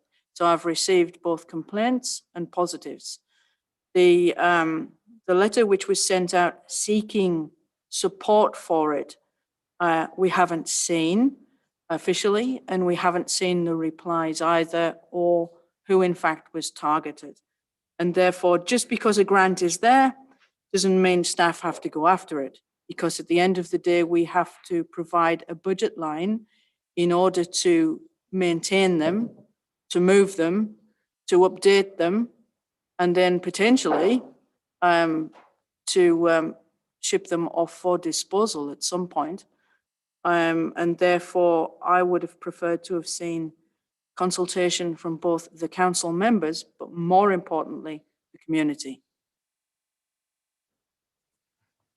Councillor Lang, you're the second. Do you wish to speak now? Thank you, Mr Mayor. I appreciate the short window that we had for this, but where are they going to be put? There was no consultation. One in Tailem Bend is already causing problems. None of the other towns are suitably designed to take them at all. Whether Tintinara, Meningie, you don't dare take away more car parks in Meningie around the Foodland and main shopping area. It's ridiculous, sorry. Better to use the grant funding for something else, definitely not the parklets. That should have been discussed with us. Councillor Yench. Thank you, Mr Mayor. I'm opposed to this motion. The parklet that we are using in Tailem, I've had, yes, some negative, but by far positive. I see people in it 80% of the time I go past. The shop owners are very pleased with it, the ones that I've spoken to. So if there is an opportunity to expand this program out, I think we should be looking at it. The only concern that came up in regards to the one in Tailem was the positioning before a corner. And that was from a site point of view and people coming in and parking. But there are now suitable site barriers to facilitate people seeing them at distance. And I think they're great. The shop people love them. And I think the community do too. Thank you. Councillor Bland, have you got your hand in the air? I do. I'm deciding whether I really want to say something about this one. Decision is made. The decision is made. I'm going to not support this motion. I do think there's an opportunity to improve the streetscape spaces and offer outdoor dining in some form in all of our small communities. I know, I heard what Councillor Lang said about Meningie, and I agree. I don't think we should put it where there's parking, but I know of businesses that are looking for a space to put that out there. We have other opportunities. I think Canalpin has opportunities. So I think there's a way, and if we do withdraw it, and in fairness to those people who really don't like it in Tailem Bend, I think we could trial it in other areas by moving that one and see how it does actually work. However, I'm not going to support this motion. Okay, who else wishes to speak for or against? Councillor Roundtree. Thank you, Mayor. I would be interested to know, I mean, the businesses that are for it and against it, because I think really it's going to come down to how they perceive it working. And maybe there needs to be some sort of short survey before we proceed to just find out whether they're loving it or hating it and why, and what are the. I don't feel informed enough. I mean, we've heard people saying they've had pros and against. Who are they? Are they, I just don't know that we have enough information. We've had a short survey of some businesses. Is that we have, and we're in general contact with most businesses down the street. And in fact, when we moved it from the hotel down to the baker's shop, the hotelier there has said that he would like to buy his own if that was possible. That's why he finds it quite conducive to his business. And as Councillor Yench said, 80% of the time there are people in them. I think through you, Mayor, obviously we need to be mindful of the major highways or through the towns. Canalpin would have limited opportunity to Yes. use it. Meningie may be in a similar situation with the main road. So yeah, we need to keep that in mind. Okay, I'm going to actually speak. I want to speak for it. So it's appeared to me that in the last 3 funding rounds we've got from this, we have not, what I would say, done some direct business assistance. During discussions initially about this opportunity, we discussed Dixon Reserve, but our plans were not mature enough to go forward with that. And I'm talking particularly to the publican at Tail and Bend. Yes, I can see them being adorned and added, and I understand the future designs that we may acquire. We could do that. I would understand at some point we might be in a position to sublease these out to certain businesses if they like them that much. I note we've deferred a decision till a bit later today around putting a commercial rate in place. The question I get from businesses is, what is council doing for us? I'm seeing an opportunity, 100% paid for by the federal government around economic development to do something for business. And if they don't work, they don't work. We can move them. One of the advantages of this great idea is you can move them if you don't like them. Sometimes we talk about parking, and I don't know, perhaps I'm supposed to walk more than I should, but I think it's actually reasonable to encourage us to walk a little bit sometimes in the community. I take on board that particularly at Meningie, there might be difficulty finding some spots for it. Once again, because they're movable, it's not that hard to move them around to whatever business may find them useful. So I think it would be a sad day if we couldn't receive some money from the federal government to try and promote economic development around our town businesses. We know how hard it is now to do that. Councillor Arthur, turn your name blades around, please. I'm actually in agreement with the motion because of the fact that, and I thank the CEO for putting in this application because it was very short notice, I believe, and I did send an email to, I think most of the members got it, where I'd taken a long bow on maybe we could do something else with it, but it's one of those things that it is a capital investment that is going to cost council money for a long time. Now, it is very restrictive on where it can be placed. It cannot be placed in Canalpin anywhere because the only businesses there are on the main street, which happens to be a highway. Tindanara, there's nothing really there you can put it in. The Petrans that was put out by the motel and the post office caused a hell of a stink, and there was no public consultation about it. Meningie's the same. I know they're always talking about they haven't got parking space, so if you put it in there. So really the only place you're going to use it is Tail and Bend. So why do we get 4? I know, why don't we just say we'll take 2? I know it's money for nothing. You count it as money for nothing, but it's not, because it's an ongoing liability. Councillor Bland, you got something? I will say something. A bit of leverage here. Yep. Yes, I do think that, and I think the CEO would be aware that the Meningie Hotel has been looking at, and bollards were put in to assist them, but COVID stopped putting actually their own seats out on the footpath during the time because of the basically access and public issues that are there. It would be an interesting trial to put one, and also I think it's been encouraged that they put it down around the corner as well. Admittedly, we're going the wrong season for that, but by the time they come with the summer season, it would be ideal. And the bollards already exist on the highway and approved. Through you, Mayor, we know that we haven't looked completely at where they may go, but I don't think that there are spots where we can't, as you suggest, trial it or look at it. And the beauty of these things is if it doesn't work in one spot, you can move it to another one. And Councillor Arthur, I know that those towns on the highways will provide particularly difficult issues. Trial them in some of the spots just to see what it might look like. And these will be ready probably as we come up to the Christmas season, which will be peak holiday season again. So again, the beauty of them is you can move them as required and trial them if you need to. Question, Councillor Roundtree? Can they, this is a Priority Highways question, if they can't go on the Jude's Highway, say in front of the Silo Cafe or in front of the bakery, can they go down the side roads for these businesses? So side roads are okay? Absolutely. Okay, well, that would And probably work. councillor, we all say they can't go on the highway. We haven't had an opinion on that, I presume. Okay. Well, I they mean, we could go make a on the reasonable high, assumption to be dangerous. Yeah, sorry, I'm going to go to councillor Hill. She sits quietly over here.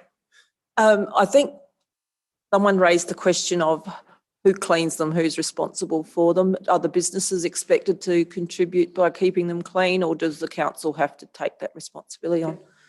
Council will take the responsibility of cleaning them, but there is options in the future. And one of the things you may have seen in the rates review was that maybe there are particular levies that we may want to in the future put on high streets, as I call them, in terms of extra services. I mean, but at this point, they'll be council clean. They're not high maintenance.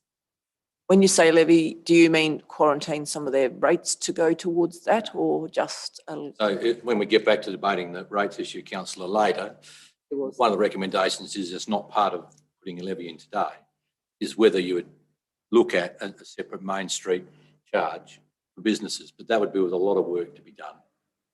One of the options would gives some options, I suppose, around economic development, see what people think. Well, I could see that businesses who are possibly going to be paying a higher rate might take exception to being charged an additional levy. I'm sure. So that's an option in the future. At the moment, we're debating whether we give them something.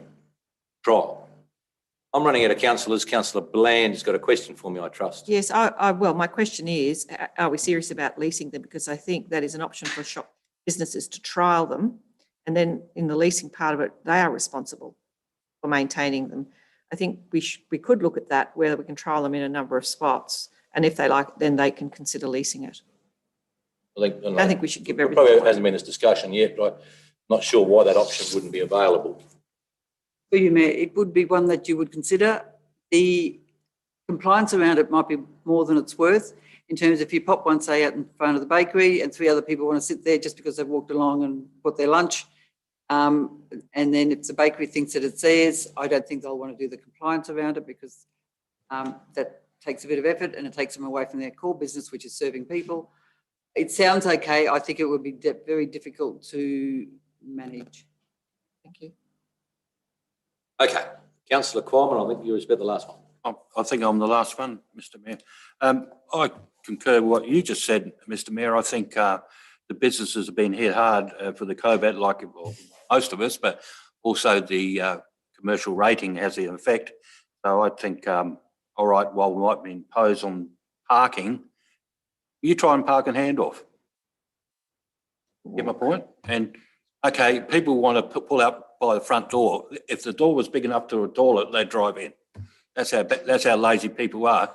So I reckon these parklets, give them a go, and like Councillor Bland said, maybe a trial or something, see how they fare out. But people, Lintana Bend, there's heaps of parking by the station. There's heaps across from the supermarket. So I know it takes up that convenient spot. However, if it's helping businesses, that's the go. So I won't be. Okay, I'm probably just about out of people who can speak. So Councillor Taylor, I'll let you wind up. Boss. Okay, so the motion, councillors, is moved by Councillor Taylor, seconded Councillor Lang, that council withdraw its application to the Murray-Darling Basin Economic Development Round 3 for the purchase of 4 parklets. So if you're voting for this motion, you'll be withdrawing the motion.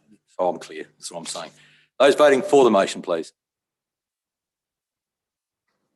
Those voting against, I declare the motion lost. So Councillors Taylor, Ling and Councillor Arthur, if you change your name badge for the 3rd time, the plate in front of you is the wrong way around. Just turn your thing around there. Turn the plate around.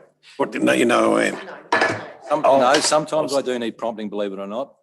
Councillors, sorry, just Taylor, Ling and Arthur, Ashley, voted for that motion, therefore, and the balance of the councillors voted against it, therefore the motion is lost. Councillor Taylor, I thought you may have had a second motion without notice. Is that my just speculation? No, I don't have a second. No, okay, sorry, just what you said too at the start. No. Is there any other motions without notice, councillors? Councillor Bland. Yes, Mr Mayor.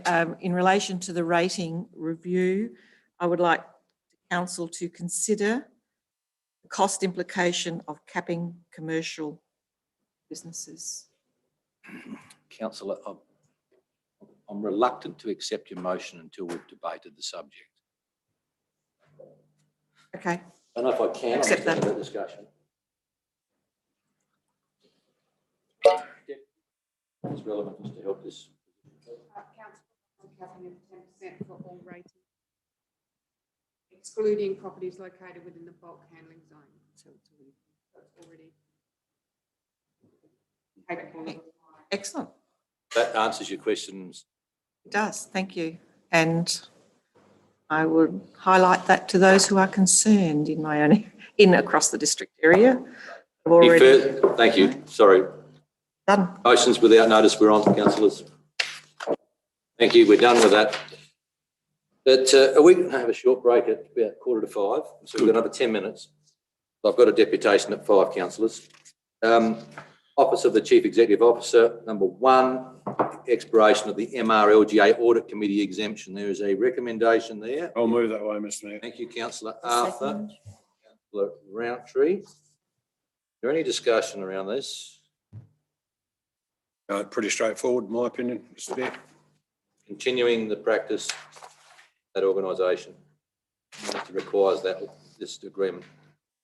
Okay, I'll put councillor. You've closed, councillor. Yep, beautiful. Put the motion now. I can see your name tag. All those in favour? Those against? Carried unanimously. We'll go on for a little while. Number 9, Prudential Management Policy Review. There is a recommendation, councillors. I'm prepared to move. Councillor Roundtree. You're a seconder. Councillor Taylor. Anyone need any more advice around this? Save a lot of paper. With all the amendments now, if you print it, particularly if you print it off. Through you, Mr Mayor, I'd appreciate a copy of the policy when this is passed so that I can read it as one document. It has been a hard document to read. That's what you meant. Just as a simple rule of thumb, that in green was already there and just moved positions. Most of it's formatting, but yes, we'll send out a clean copy. The clean copy will be in the minutes.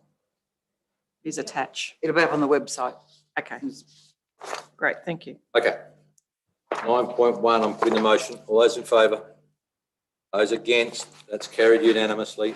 9.2, Treasury Management Policy Review. I'll move that way, Mr Chair. Councillor Arthur is moving. Councillor Bland, you're the seconder. Discussion around that? Good. There being none, Opposed. put the motion. All those in favour? Those against? That's carried unanimously. Item 3, Work Health Safety and Return to Work Policy Review. Want to move that way, please? Councillor Ling. Hill. Councillor Hill, out of view. We're out of view. Thank you, Councillor Hill. So my eyes obviously are having trouble with the COVID expanse of this room because I've changed the councillors on the edge and it hasn't changed, Councillor Bland, you'll notice, my ability to pick up the extremities, particularly on this side of the chamber, I've noticed. Any discussion around that policy there, just for your information? Close. Thank you, Councillor Ling. All those in favour, please. Those against, that's carried unanimously. Item 4, Community. I'll move that way with great pleasure, Mr Mayor. Councillor Arthur's moving that with great pleasure. I don't know that's required. Councillor Bland, I think you're the next hand I see. I have. Because you're in the middle and hand up now. Councillor Arthur, you want to speak with great pleasure or here we go? I think it's something we've been looking forward towards for about 5 or 6 years now, and it is also a way of supporting these sporting bodies, which we don't do in any other way. So I'm very pleased it's come through, and I thank Justin for putting such a comprehensive document, but I don't think we'll probably have any totalisers in the area. You never know. Yeah, I do. Leanne, you wish to add, or you? No, I'm as happy as There's councillor your Arthur. totaliser now. You're as happy as Councillor Arthur. Councillor Roundtree. Just wanted a bit of clarification. I gather by the enthusiasm of Councillor Arthur that I must have missed something here. Because Don't be so cynical, Councillor. I had read some of this, and in particular, I'm thinking about, say, one of the craft or the groups that hire out the hall, the Canalpin Hall. Are they now responsible for carpet repairs and No, it's not no? included. So it's Leases or licenses, not hiring. not hiring, not craft groups, because it just sort of talked about volunteers and. All right, well, in that case, I share your Any clubs. enthusiasm. Share their joy, Councillor, do Right, you? yeah, no, I'm seeing the happiness now. Other councillors wish to be happier otherwise. Justin, they're extremely happy so far. Author has arrived. Any other councillors wish to add to the number 4, community and supporting club licenses and licenses? But Councillor Taylor, you happy? Through you, Mayor, yes, I'm extremely happy. It's a beautiful document and it's a long time coming. But it's fantastic. Thank you. Waste my time asking any other councillors. Frivolity rules. And close briefly, Close. councillor. Thank you. Thank you, Josh. I'll put the motion. All those in favour? All those against? That's carried unanimously with great pleasure. This minute may want to note. Thank you. For the public's benefit, the author of that report just briefly joined us. I think we should stop. Excellent. No, I want to stop, please. We stop and have a brief break. I'm expecting a deputation right on 5 o'clock. Have a 10 or 15 minute break, please, councillors. Stop the recording.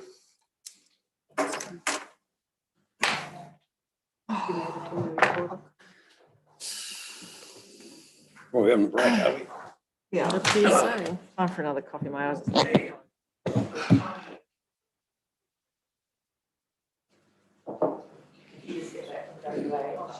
Late last night. Hour and a half, not much. I've just had a lazy time with.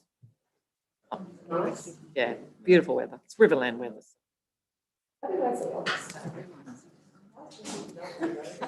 It's growing.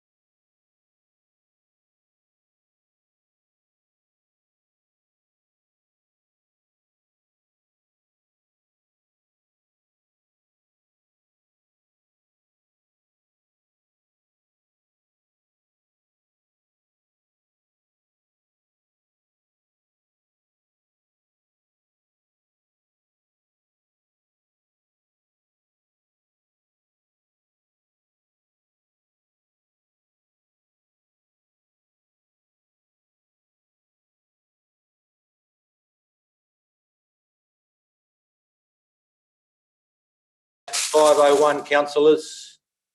I've brought forward item 14, deputations. We have a deputation to Jason Schultz from the Mengi Area School, and he's principally talking about the community library development. He's had a couple other subjects. 10 minutes, Jace, away you go. Yes. First of all, thank you very much for giving me the opportunity to do this deputation to council.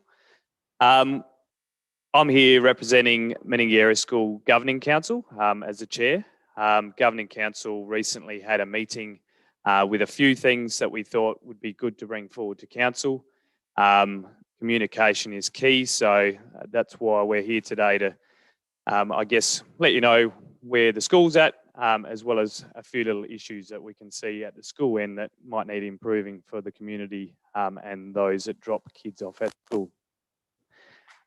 So you can just click through.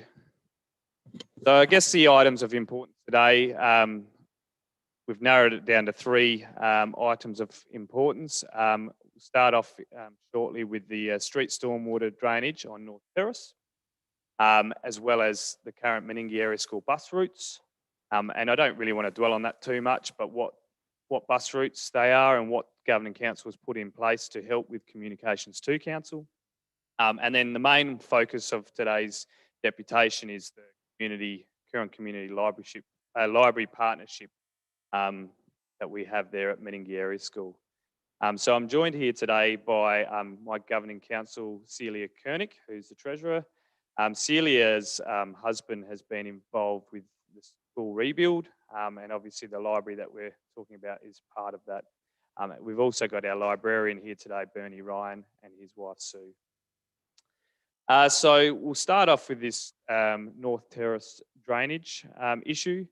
So I've just put a picture up on screen there. The red line indicates where, I guess, the issue is when we have rain. That water actually pools there on North Terrace. Now, it never used to probably be as big an issue as it is now, because the school drop-off used to be off of Princess Highway, but now it's mandatory that the students get dropped off there at North Terrace, and there's a high volume of traffic during school pickup and drop-off on that spot. The issue there is water doesn't drain away. I don't know about the engineering of the drainage that is there, but the water doesn't leave. I guess from a school aspect, we just want to see some drainage that removes the water in a hurry. And the blue line represents trying to get it out and away to the swamp, or swamp 3-3 we used to call it. I'm not sure what they've called it now. At the moment, I could stand corrected, but the drainage, which is insufficient, just goes down into the tennis courts and makes a boggy mess. Whilst we're on that, those tennis courts, the school is looking to upgrade them in the near future. So provisions to tap into that drainage would also be welcomed by the school. So that's probably where I'll leave it. I'll leave it to council. But that is an issue for the school. I see it as a safety issue.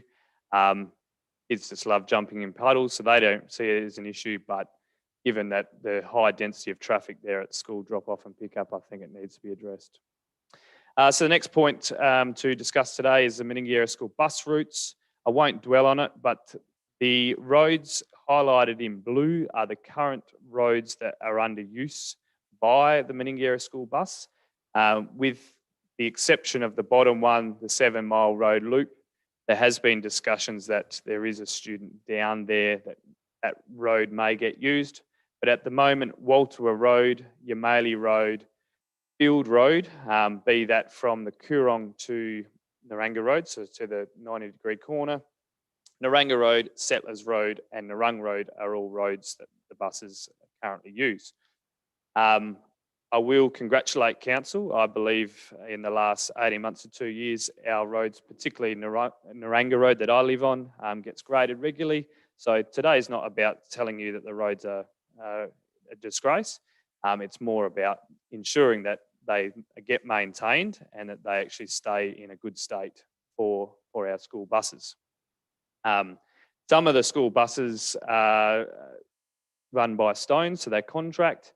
Stones do have a policy where their buses can't go over the speed limit of 80 on a dirt road, and that's mainly because the perception is that dirt roads are bad.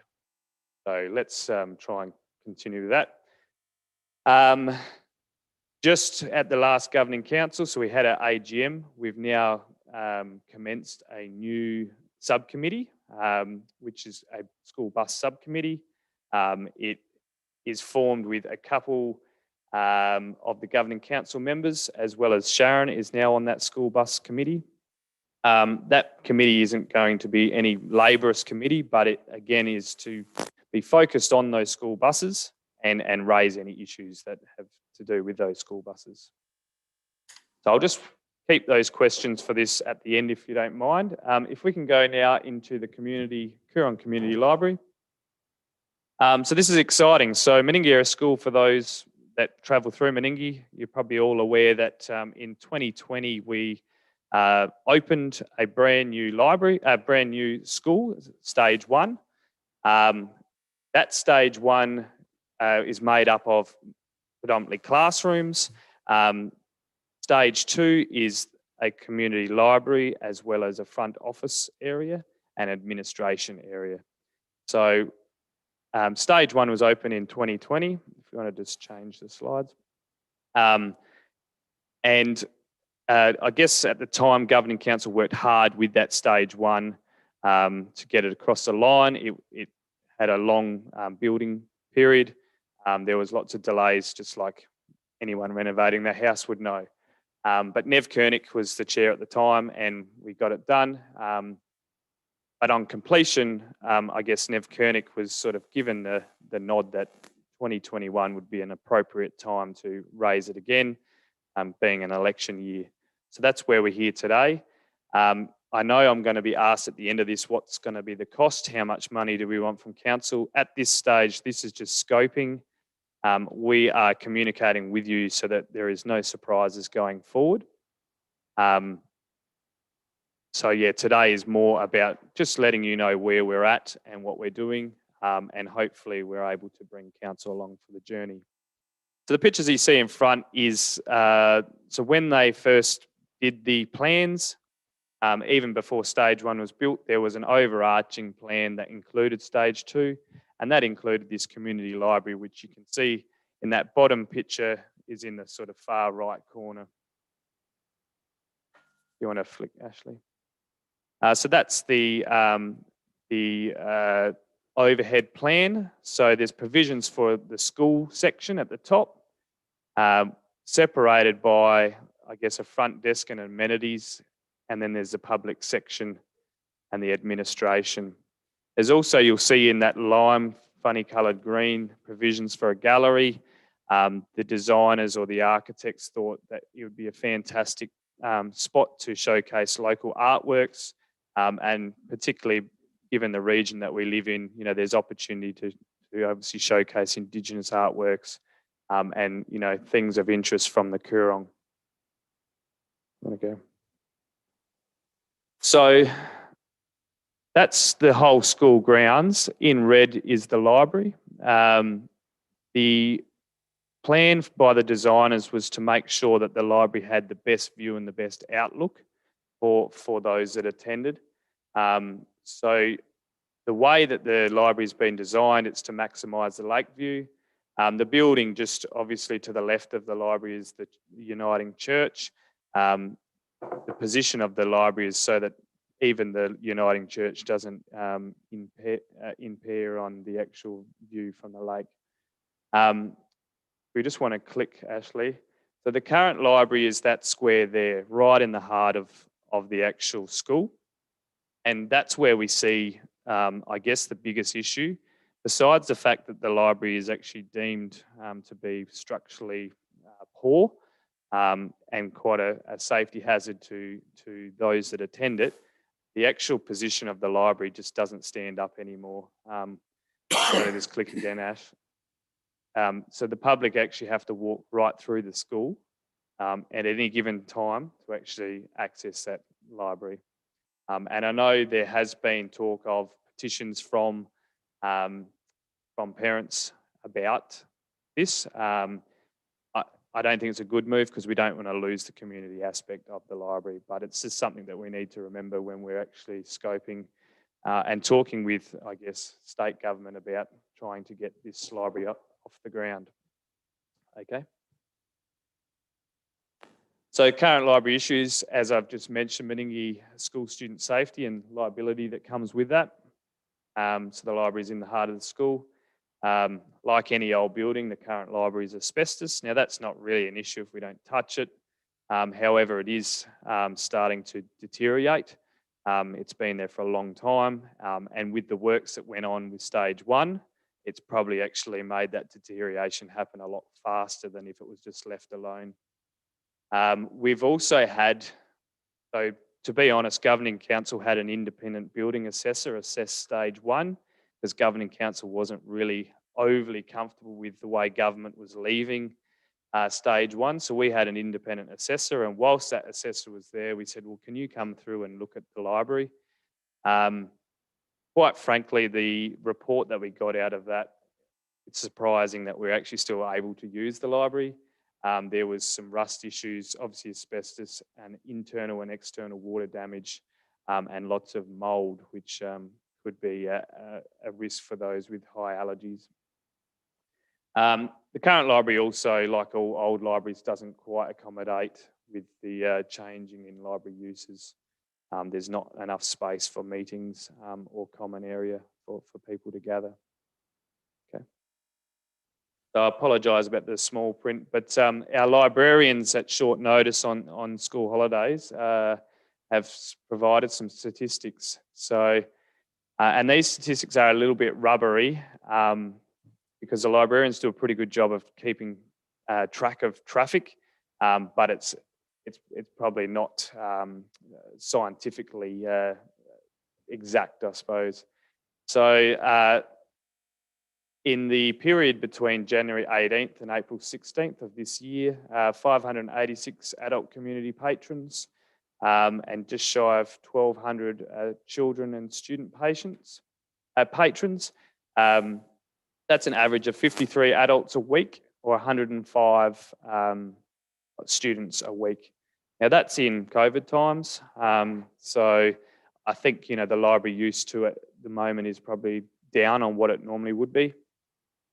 There's also other uses for the library. So there's quite a big calling for the electronic resources. So ebooks, there's 1,400 electronic resources borrowed, average of 155 a month, ebooks, audiobooks, magazines, etc. And 175 of those were unique borrowers, so 19 a month. And then I won't bore you with the rest of the statistics there, but that's, as I said, that's the statistics they've just pulled out over the weekend. These figures aren't indicative of the number of library users involved in that activity. So, you know, if someone borrows a book, you know, or an ebook, it might involve more people than just the borrower themselves. So I think even in the current times where, you know, there's not near the travel or interstate visitors, not near the thirst for going out publicly, those numbers are pretty good. Okay. Other community services, which is important to note, and you're welcome to read. I won't go through them all, but you know, things like filling out claim forms, finding resources for people, photocopying, printing, particularly maybe for some of our elderly in the community, emailing or submitting documents. The list goes on, and I probably haven't really put everything up there, but I think that's that shows what, you know, the library is more than just borrowing books these days. Wi-Fi is probably one of the big users, particularly for travellers when they were travelling. Got left jokes? Not much. Good. Yep, good. Thanks, you run a good shoe. Okay, next slide. That's the area, I guess, the library supports. and anecdotally 1 to 2 travellers per week was higher pre-COVID. Next slide, please. Potential library scoping requirements. Look, for those that have visited other libraries, this won't come news to you.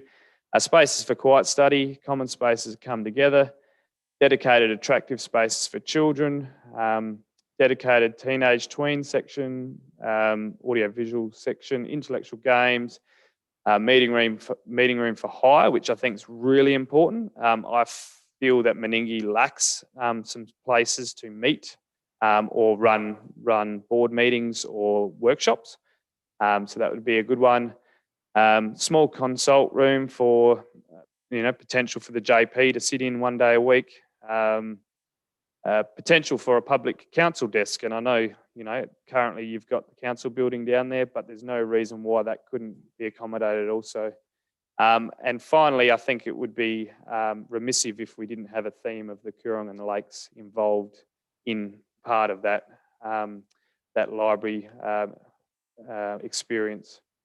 So examples of libraries that do it well: Aldinga, Murray Bridge, Burnside, and I'm sure for those who have attended others, they could add that to the list. Okay, next. What's happened so far? Stage 1 is speaking complete. I won't dwell on that.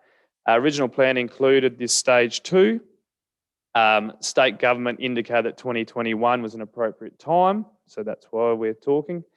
In the month of March, our governing council has sent letters to Nick McBride, as well as Adrian Pedrick, both MPs. We've since received a letter of support from Nick McBride, which he addressed to the Education Minister.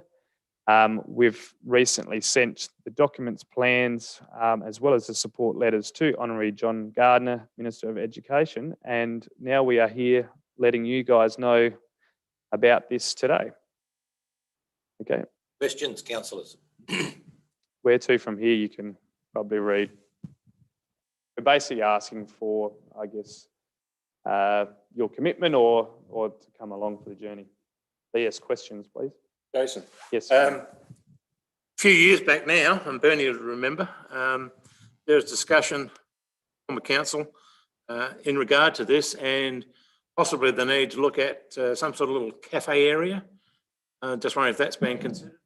But also the historic room for our historic records. Is that being sort of all taken into consideration? Good question, Vern. Look, we would be more than happy to accommodate any community needs. We feel that this library could be really a hub for Meningie and for the area. And we do need to realise that Meningie is for the area because a lot of people have to travel to Meningie to go to the grocery store and so forth. So I think there could be provisions for that. I guess with a little bit of hesitation, let's just make sure that we get the key core components. The cafe would be brilliant to have, but I know there was also talk of that down at the old council chambers at Meningie also at one point. So yeah, I think a place for people to come and obviously, do their council stuff or use the library as well as maybe have a coffee would be fantastic. Yep. So take that on just board. Sit back, relax, sit at the table and chair. Sounds like have a really coffee, read your book. Sounds like a good library environment to me. Yep. Coleman. You, Mr. Mayor. Thank you. As an old Meningie school student, I find this quite interesting. How long have you been dropping and picking kids up on North Terrace? As long as it's been a safety issue. So, yes, Sharon, you might be able to answer that. Last job's not done, so. 15. Is that it? 15, yep. Yep. Because in 1973, we were picked up at the Princess Highway. I'm showing my age here. Oh, look, I was picked up and dropped off at Princess Highway. So it's been in recent times, but it's been off of North Terrace for quite some time. And the traffic on Princess Highway is quite significant. That's another matter for Highways Department, but yeah. Just trying to allude to, since you've been kids have been getting on and off and joining buses, what do you want to call it, on North Terrace. Has anybody put an engineer report or studied which way the water runs? Does it just stay there, or does it go down towards the From the school point of view, no, I don't think that's a school position to do. All I know is this water gathers there and it doesn't run away. It is meant to head towards the swamp. But I believe the water might have originally been meant to be heading the other way. So we're using old plumbing and it's not working. There used to be a culvert running from the Uniting Church across to Lake Albert. So you didn't approach council with these issues earlier on, or during time? It has been brought up before, but unfortunately timing was poor in that it was after budgets were settled. So yeah, now's as good a time as any, I think. Thank you. Councillor Bland, surely. Oh, I sit on governing council. I know what they're talking about. I'm good. I think we are looking at stormwater close by going into the same end zone. So perhaps council could include this issue. Councillors, we may have the opportunity at an infrastructure meeting in a week or so to briefly have an overview of the drainage issue. Jason, you're looking for probably a letter of support at some stage around this. Is that, how urgent is that? The sooner the better, but it's within a month? I don't need to be telling you, by September, hopefully we'll be fully rolling. So next month, if we had there's an agenda item next month, that's what I'm asking councillors. Yep. A bit of a broad discussion around probably a more expansive process than just the community library in its truest sense here, I think is what you're asking. And on the back of what I would be more than happy for council to open what the uses of that library could be. I guess selfishly from a school point of view, we just want to ensure that we have a library for education. But living in the community, I think it's important. I think it needs to also be worked out. As I was discussing with my wife this morning, I see you've separated the kids side from the adult side, and I know the reasons behind that, but that means doubling up on the books, or the kids coming into the adult side, but with adult supervision perhaps. I don't know. But definitely needs to be worked out. Leave that in the hands of the librarian, I reckon. I think and the library assistants. If we started becoming a bit more serious about these discussions, I think speaking to our librarians as well as other librarians would be essential in part of the planning, because it would be remissive to actually say, well, this is where the front desk should be, and it just doesn't work. So, but there needs to be some segregation, and children's safety is first and foremost in that arrangement, in the partnership deal. Right, any other questions, councillors? I think it might be subject to a report from the CEO for the next meeting around the supporting the library part. Anything else we wish to ask? Thank you very much, Jason. Thank you very much for your time. Thank you.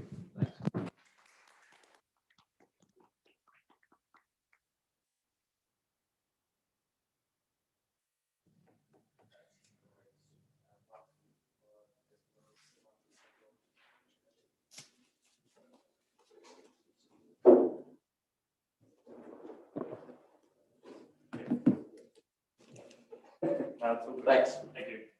Okay, councillors, we are going to resume wherever we finished.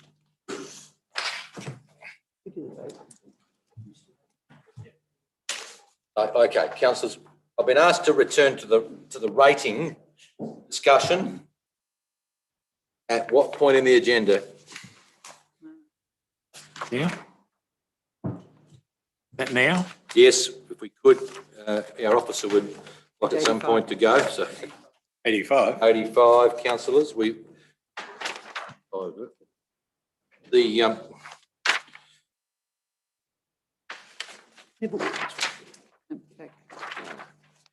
Councillors, the piece of information I think you were looking for in relation to the commercial industrial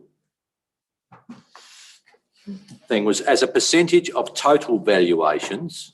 This is, based on the figure only a month or so ago, the percentage of total valuations of the capital of this council, the 5 categories of commercial and industrial, there's 5 separate categories, the best we can see add up to 3.72% of the total valuations. So the point would be that if you were to think about putting that over 4 years or 2, it's not a substantive change in the amount of revenue raised by this council. It would be adjusted out through the balance of the process. 3.72%. I didn't have a motion. As a percentage of the total capital of this council. Yep. Total capital. So I think it's probably very much. And no one at all, or no one in these 5 categories? No one at all. So under the hardship provisions we put in place in the year year in now, 2021, no one's applied or no one's? No one applied. No one's applied for help with under our hardship policy. In that category only, Mayor, or in all? Across the board. Across the board. Across the board. Yeah. Councillor Taylor. Now move this motion. Yeah. You're moving which part of the number to 2 though?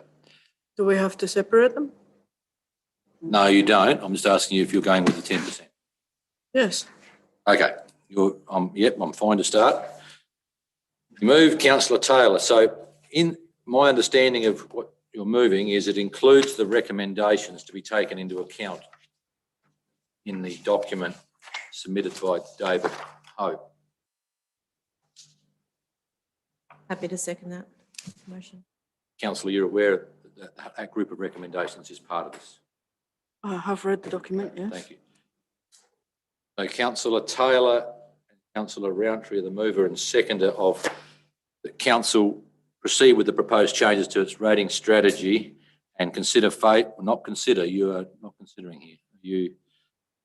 And the phasing in of the differential rate for the commercial group only be in increments of 10% over 2 years. Is that the wording you would like?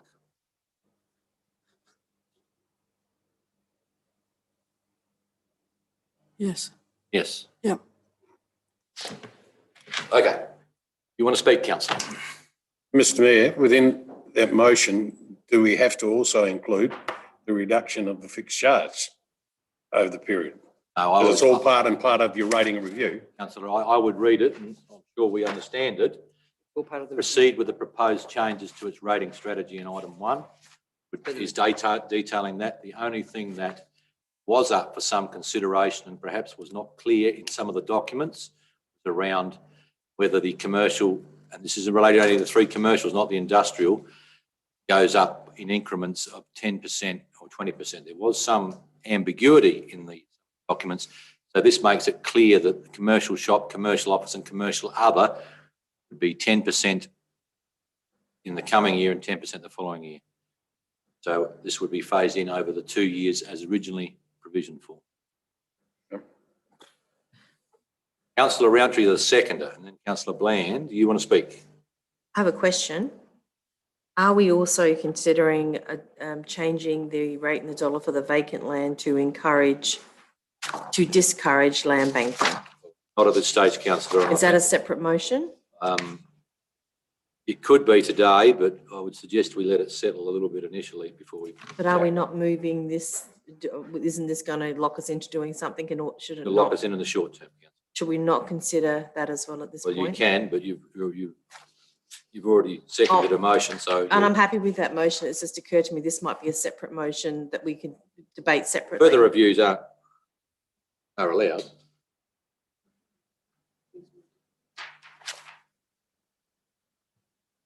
So this process maintains the amount of rate revenue from vacant land properties within the appropriate differential added. So the amount of revenue as a percentage of total doesn't change from vacant land in this proposal. Mm-hmm. Then how do we discourage land banking? Well, you could argue our policy at the moment doesn't. Right. So what are we doing to amend that in the future? Well, nothing in this proposal because that's not what you indicated earlier. Well, this is what I want to raise. Yeah. So there is a differential rate, a substantial in 65. And it will.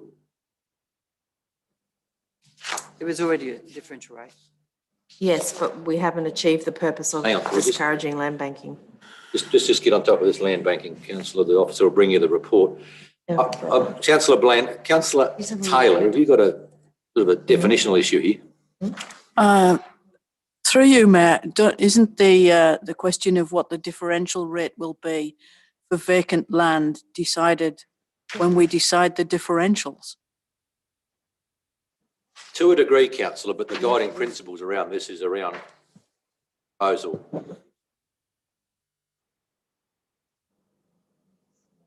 So they are also phased in over the 2 years, combined with a reduction in the fixed charge. Point would be that the percentage of revenue we receive from that category does not significantly change in that process.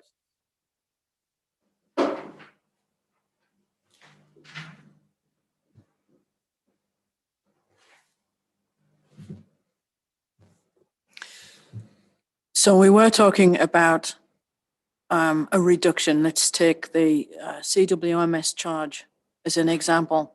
We were talking about a reduction in that for vacant land because... Proposal's not dealing with CWMS at all. No, but one thing affects another. Yes, So how much you charge for vacant land, for example, if you want to raise the same amount of money, you're just moving the Absolutely. you're just moving the dots around, really. Yeah. So the discussion around the swim scheme will come up at a workshop very soon. Next Tuesday. But this has always been a separate debate to this one. I know they're interrelated, but it is a separate debate. Okay. Councillor Lang, oh, sorry. Okay. Okay, I'll go with you, councillor. Sorry, through the chair. I propose to move that this motion be amended to 5% over 4 years. You're amending point 2 on only in relation to commercial? Correct. And not industrial?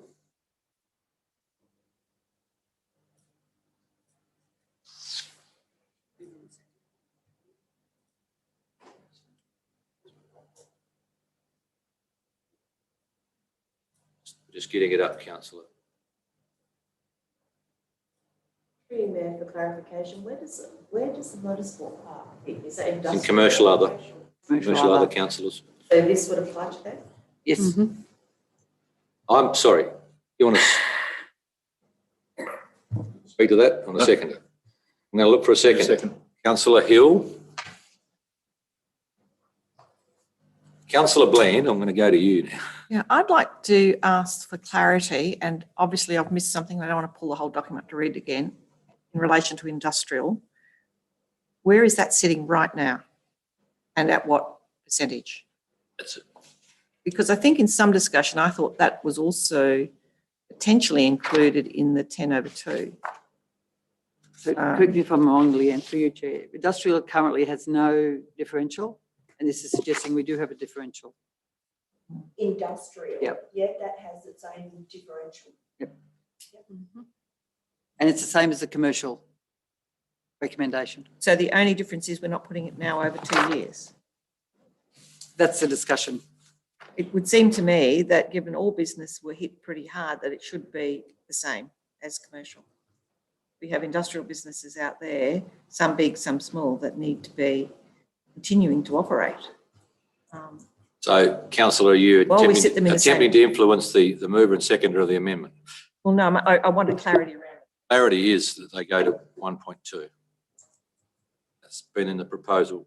Yeah, a long I time back. apologise, but I do think that, you know, it sits in the same category on our I'm line. disagreeing with you, councillor. Simply Sorry? saying, does the mover and seconder want to include amendment, add commercial and industrial categories in that? I'm willing to agree to that. Yeah, I'm happy. So, actually, if we could add in point 2, is it still an amendment? Would be my next question. You believe it is? To add commercial, other and industry, light and heavy, I think are the two categories. Light and other, I think it might be. Light and other, please, Ashley.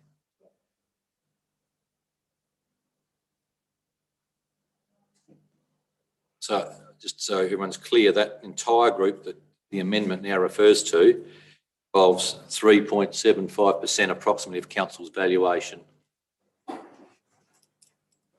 Councillor Lang, I'm going to let you speak to your amended a little bit amendment. I'm We're happy going to with that. reserve, right? Councillor Roundtree on the amendment. So if this, what you just said before, Mayor, is 3.5% of the total, Total valuation of the business, Of of the the council's valuation book that we rate on. and that includes motorsport park, Everything. Yes, everything. Only 3.5%. yes. Figures I saw a minute ago. So what my point would be is it's not a large change in the valuation. I'll read this out. So this is based on the valuation percentages. So at the moment in this council area, the overall capital values 20.1% is residential. Commercial shop is 0.03%. Commercial office is 0.04%. Commercial other is 3.5%. Industry light is 0.01%. Industry other is 0.15%. Vacant land 2.23%. Other land 1.43%. In case you think I forgot me. Primary production land 72.2%.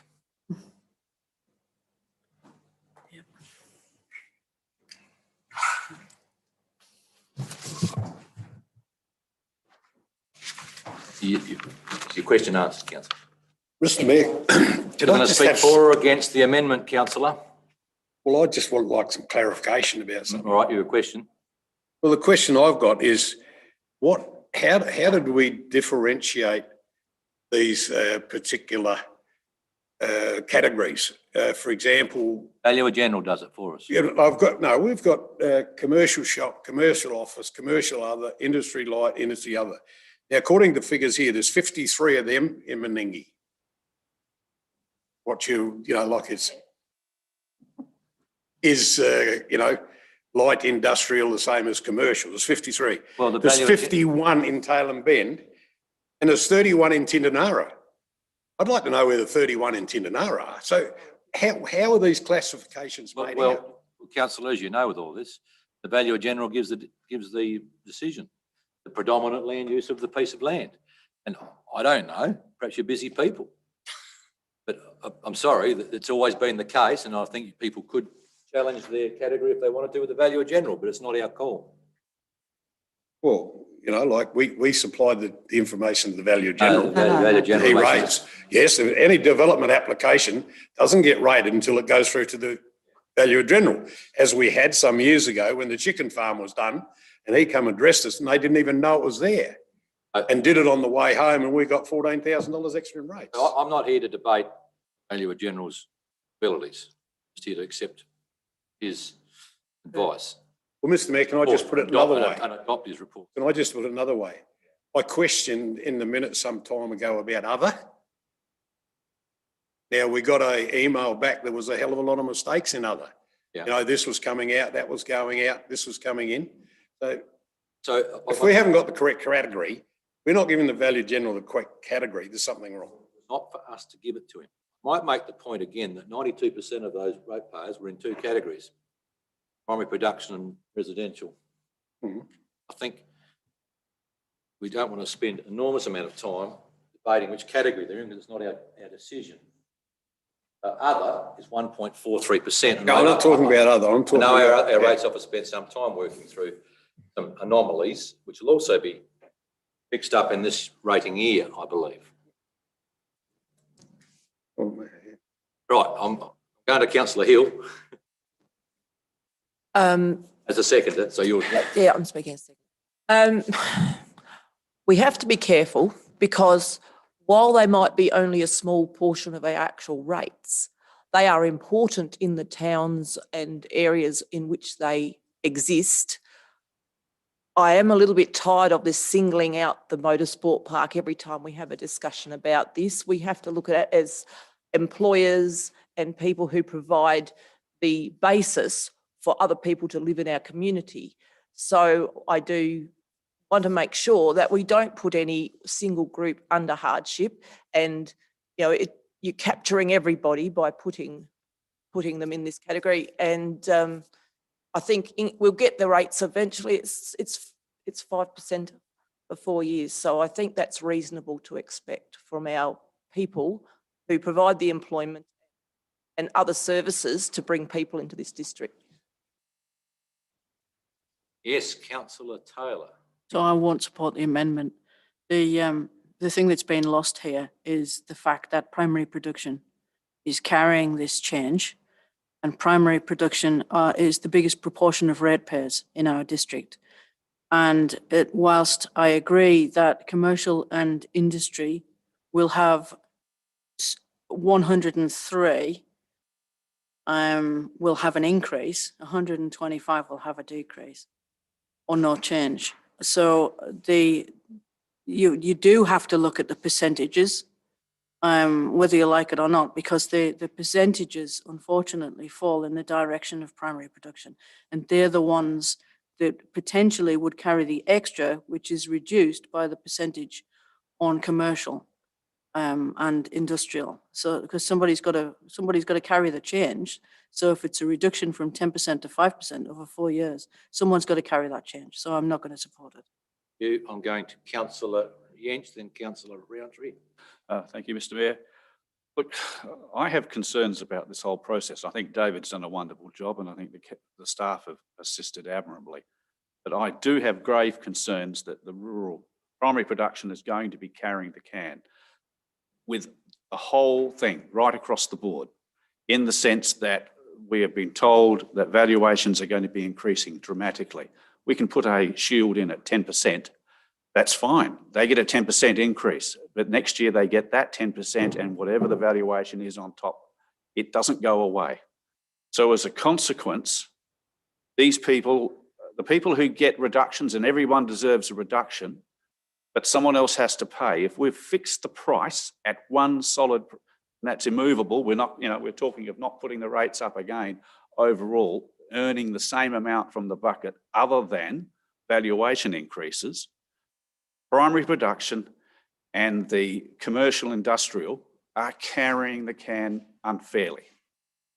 Now, these people are the employers of the district. They are the people that put the money in, as do the residents. Yes, they are vital, but they get far more services than the rural people do. And I'm not decrying that it's tough for residential ratepayers. It is. But I believe everybody should be paying something rather than getting a reduction. We are talking of how big the bucket is for council budgets. We are then having to work out all the extra projects we want to do. And as a consequence, we're going to be running short. So things are going to dip out. I will not be voting in favour of this because I believe it is flawed, and it is flawed against primary production and commercial industry particularly. Okay, thank you. We'll go to Councillor Roundtree. Councillor Taylor, you've spoke to the amendment, so I'm going to hope you're requested in a minute. Councillor Roundtree. So when we're talking, I know Councillor Jentsch has stolen a lot of my thunder, which is great. I support what he's saying.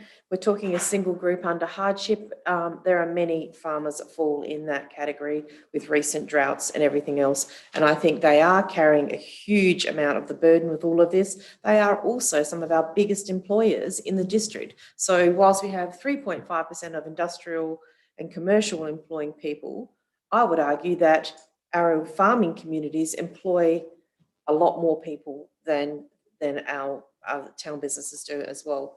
And Councillor Arthur just notified me that there are 27 commercial industrial businesses in Canalpin. I can count probably 6, but maybe there's more. I just think maybe we've got some problems here we haven't identified, and maybe we need to have another look at all of this. But I do take great issue with the fact that the farmers are picking up the bulk of this increase. And now with anything we reduce anywhere else, they pick up the gap. Okay, Councillor Taylor, you got a question? So yes, my question is that apart from this is just the differential isn't it?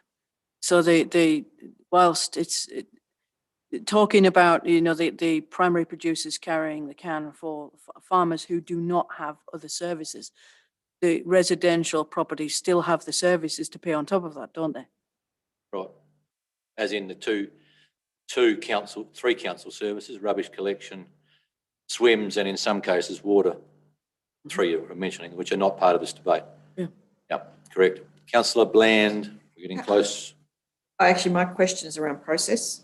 Question, yes. And the question is that, and I just want some clarity around this one as well, is that many of us, some of us, not many of us, in the room fall into one or the other of these categories. They're sitting there. Are we going to declare and not vote, or are we going to accept that it's part of business in rural community? So, Councillor, we believe there's no conflict of interest. My advice is it's not. Just wanted clarity on that because we've had such a big debate. Nearly none of us, only a couple of us may have the opportunity to not vote if we're not ratepayers. But I think we all are. I wish. Just looking that up just to make it clear for you.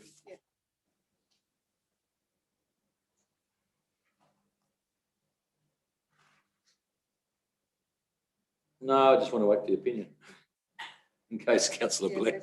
The wording, I just want to. I would like it documented that we sought clarity around that, and whatever the answer is, then people have to make their own mind up. But so, if a minute could just reflect that, I have discussed this very early in the piece with the officer, and no, we haven't got it. But if we just reflect that there was a brief discussion around that, and we believe there is none. Okay, I have an amendment. All finished? Just about. I'm going to read the amendment so we're all clear. Councillor Ling moved and Councillor Hill second that council proceed with the proposed changes to its rating strategy and point 2, phase in the differential rate, commercial shop, commercial office, commercial other, industry light and industry other increments of 5% per year over the next 4 years. Councillor Ling, you will close. Close. So we are voting on the amendment, councillors. Everyone ready? Or, yeah, I'm going to vote. All those in favour? Those against? So, those voting against the motion are councillors Qualman, Taylor, Arthur, Rountree and Yench. Those voting for the motion was councillors Ling, Hill, Bland, sorry, and Simmons. So we revert to the motion, councillors. It is as you see it. I'm happy to invite a second amendment, but I don't know where you're at. Mr. Mayor, could I just make one little comment? No, you can ask me a question. Well, the ones we're talking about in Menengi have got an average valuation of about $60,000. So there's 6 of them for 30,000. Now, can you tell me where Motorsports Park's here? Not at Menengi. I would have thought it'd been under El Wample. No, it's changed its address to Tail and Bend, council. Tail and Bend. Under where? It's Tail and It's Bend. under Tail and Bend. You voted for it. Changed a long time ago. Councillors, you have a motion in front of you.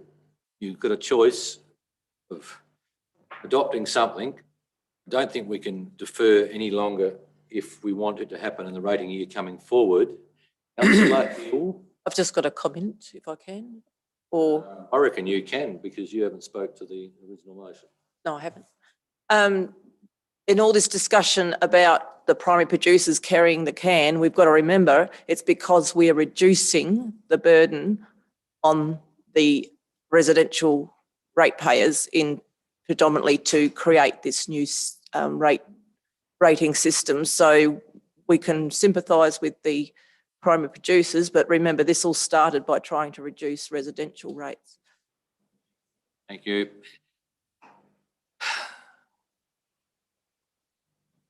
You going to close or not?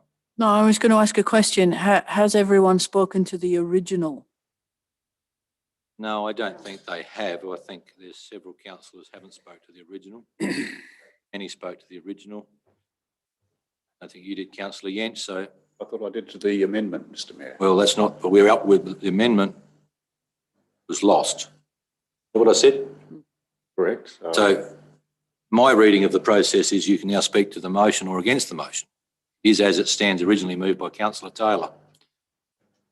Yes, thank you, Mr Mayor. I will speak against the motion.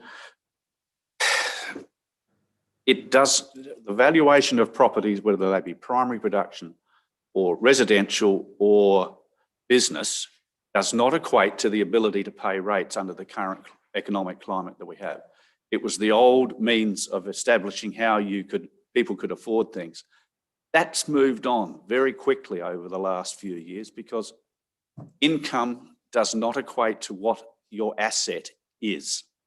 So farmers and some businesses, whilst their assets are high, their incomes are extremely low. I believe it is perilous to change the system dramatically during a period that is so unstable. And to favour one group over another for social reasons is reckless and irresponsible. Thank you, Mr Mayor.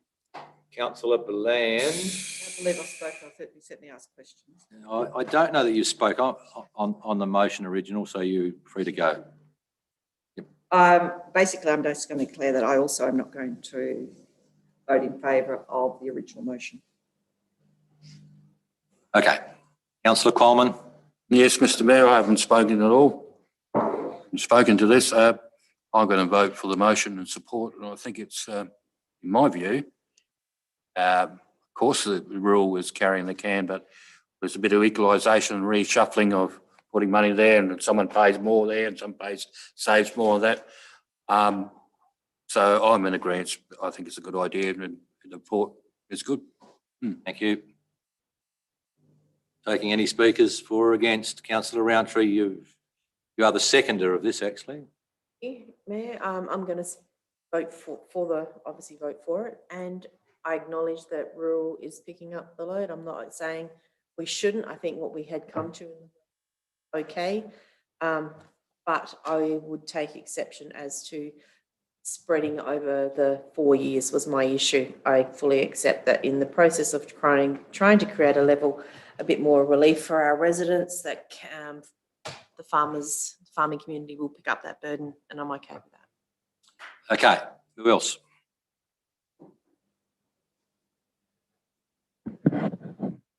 Close. Councillor Taylor has closed debate. Councillors, you're voting on the original motion, nothing to do with the amendment, so I'll read it. Move Councillor Taylor, seconded Councillor Roundtree, that Council proceed, point 1, proceed with the proposed changes to its rating strategy, and point 2, phase in the differential rate for commercial shop, commercial office and commercial other in increments of 10% per year over the next 2 years. Councillor Bland, quickly as a question. Well, the question is, I thought, and perhaps wrongly, that light industrial was then included in that one. So it's not in the original motion to be included. No. Definitely voting against it. Right. You're free to vote how you want to, Councillor. I'm about to put the motion as it reads. All those in favour? Those voting in favour are, leave your hands up. Councillors Roundtree, Arthur, Taylor, Qualman and Simmons. Those voting against, please. Councillors Yench, Bland, Leng and Hill. I declare the motion as it originally was carried 5-4. Thank you, councillors. We are going to go, sorry, can I just read out that information? Where was it? We need to look about our ability to vote in this.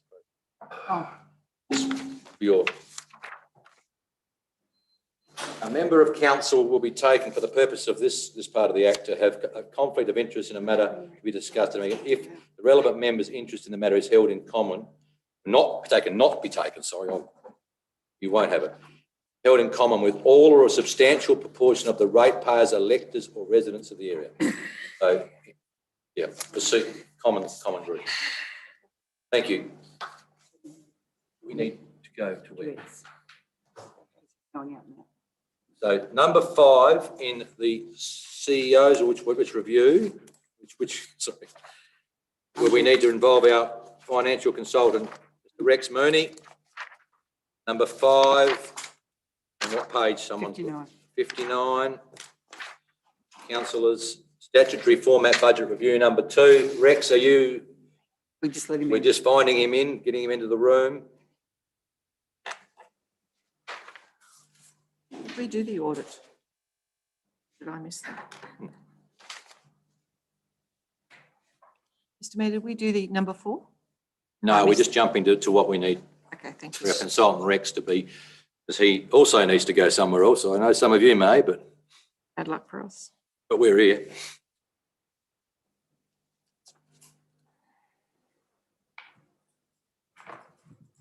We're looking at the budget review. Does anyone want to ask any questions initially while we get Rex up and going? He hasn't joined.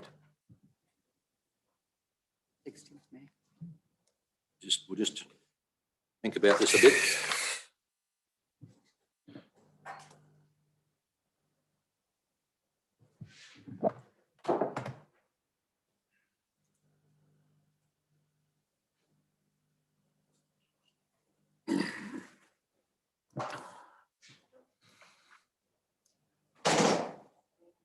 I was coming. What are we up to now, Mr. Mayor? If you can. Page 59, item 5, statutory format budget review number 2. Welcome, Rex. Can you hear us? Hi, yes, I can. Can you hear me? Yeah, we're where you need to go elsewhere. We've jumped the Thank agenda. you very much. Your point. Do you wish to give us a brief overview? Okay, hang on a sec. I'll just bring it up on screen, but it's all stuff we've been through a few times now. It's just like the Brief's my word, Rex. Hey, Brief overview is my word. will do. Sorry, I'm just getting it in front of me. I was just going to field questions. Yeah, effectively, haven't been a huge amount of changes.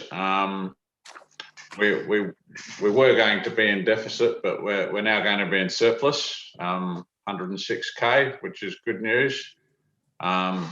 Should have 643,000 left in the bank at the end of it, and basically all the indicators are looking fine. So yeah, unless anyone's got any questions, it's pretty much as we looked at in the audit committee report, and we went through a fair bit of detail in the finance committee meeting as well. So does anyone have any questions? Questions, councillors, to Rex or to any of us? Just, I've got one question. Yes. I've got one question, Rex, regarding the LAP grant revenue forecasting. Yeah. The original budget did not account for the carryover, but you included in the associated non-salary expenditures being funded by this revenue. Overall, the net sum gain was zero. So the $400,000. Whereabouts are you reading that from? Sorry? Whereabouts are you reading that from? On the report, page 61, on our agenda anyway. Page above your net 61. financial liabilities ratio. Okay, yep, just give me a sec. In the summary.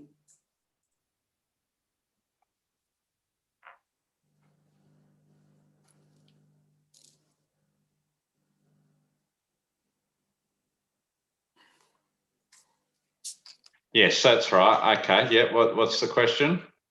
Well, the question was, there was a carryover from last year, which is the annual report of $400,000, which hadn't been accounted for into this year's as a reserve. Now, you've virtually said here that everything's tickety-boo. You know, where does that 400,000 gone? Okay, so what it is the budget adjustment. Sorry, this report's a different report to the one I'd prepared for the audit committee. What I might do is just quickly flick back to the audit committee one, and there's a bit more detail in that. So you recall that they said if you have questions to go back to that report. So I've just flicked back to that one, and I'll have a quick look at what I had in there. But there's a fair bit more detail in the audit committee report about this. Yep. Well, I asked you. Do you remember? Okay, so I'm looking at it now, right? So what it is there was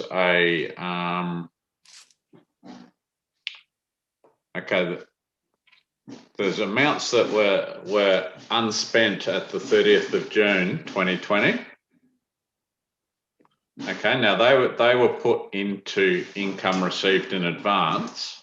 Okay, but they weren't accounted for in the actual budget. So we've made a budget adjustment to include that in the actual budget for 2021 when those funds will actually be spent. So they haven't gone missing. In fact, the opposite's occurred. We've accounted for them in the budget to reflect that they weren't spent as at 30th of June 2020. I find it very hard to understand, Rex. You Yeah, sound like you're in a bucket a bit. Isn't it a bit of an interesting voice zone, but I can understand it, councillor. So that they were unspent monies from last Just year. hang on a tick, sorry. Shows in the annual business. Been brought forward to be expended in the year we're in. We've matched them better. We've matched them out. Sorry about that. I missed that. What was that? That's better. Yeah, so they're monies that were not spent last financial year that are being spent this financial year. Yes, and they weren't included in the budget, so now they're being included in the budget to catch up. Oh, they have been included now. Yes, that's the purpose of the change. And just the other comment here about the statement of comprehensive income and is being adjusted to reflect additional grant revenue was unspent and supplementary report as income in the year. The additional work has been undertaken to improve the reporting mechanism that supports the LAP grant revenue forecasting. Well, really, you put in for grants and you don't know you've got them until you've got them. So that's why the LAP is very hard to work, because you get grants and some of them over 3 years, some of them over 5 years, some you get paid straight away, some you don't. So forecasting, if you could tell me the winners of Cross Lodo tomorrow night, that'd be good, because that'd be what trying to forecast it. That's for you, Mayor. The attempt here now is to try to alleviate that very problem you've suggested, Councillor, in that we try to match the expenses with the revenue as they come in. And LAP is particularly difficult because, as you say, some of them are over 2-3 years, and it's not an even distribution of the grant either. So the way that it's now being set up is that it will better reflect the expenses with the revenue or match them. So hopefully, not hopefully, but going into the future, it will be a better report. So, yeah. There's, and if I could just add to that, there's a bit of a process to follow though, Councillor Arthur. It's a bit of a formula, right? So, like you said, there's some grants that flow over a number of years, right? And they're sort of like recurrent grants, and you get an amount paid each year. But then there's some amounts that are paid up front, and then the activity flows over a number of years. So what happens is you've always got an opening balance that's unspent from the previous year. You've then got amounts that you are going to receive from that you've been. There's two sources of information there. There's grants that have been applied for, and you've generally got some idea whether you're going to be successful or not when you apply for them. And then there's grants that you've applied for that have been confirmed, so you know that income's coming in. So you've got a starting point, the amount unspent from last year, plus what you know you're going to get from grant approvals this year, plus other amounts that you hope to get based on applications made, right? Less the amount that you think won't be spent at the end of the year. Now, each grant that's applied for has its own little mini budget. Okay, and so that has the when you expect to receive the grant money usually, and when the expenses are usually incurred. And so what it involves is creating lists of grants, and that's what we're doing, that allow us to track those 4 variables that we talked about. And you're right, they're going to change, but all the more reason to monitor them closely, because if you look at most of your activities that the council undertake, they're fairly stable, and your income sources are fairly reliable. Your rate revenue and user charges, statutory charges, they're pretty much the same from year to year. Your wages, for instance, most staff are on permanent positions, so you know what they're going to cost. Your finance charges are determined by your loan schedule. So most things are easy to forecast, but the things that are difficult are grants, and in particular LAP grants.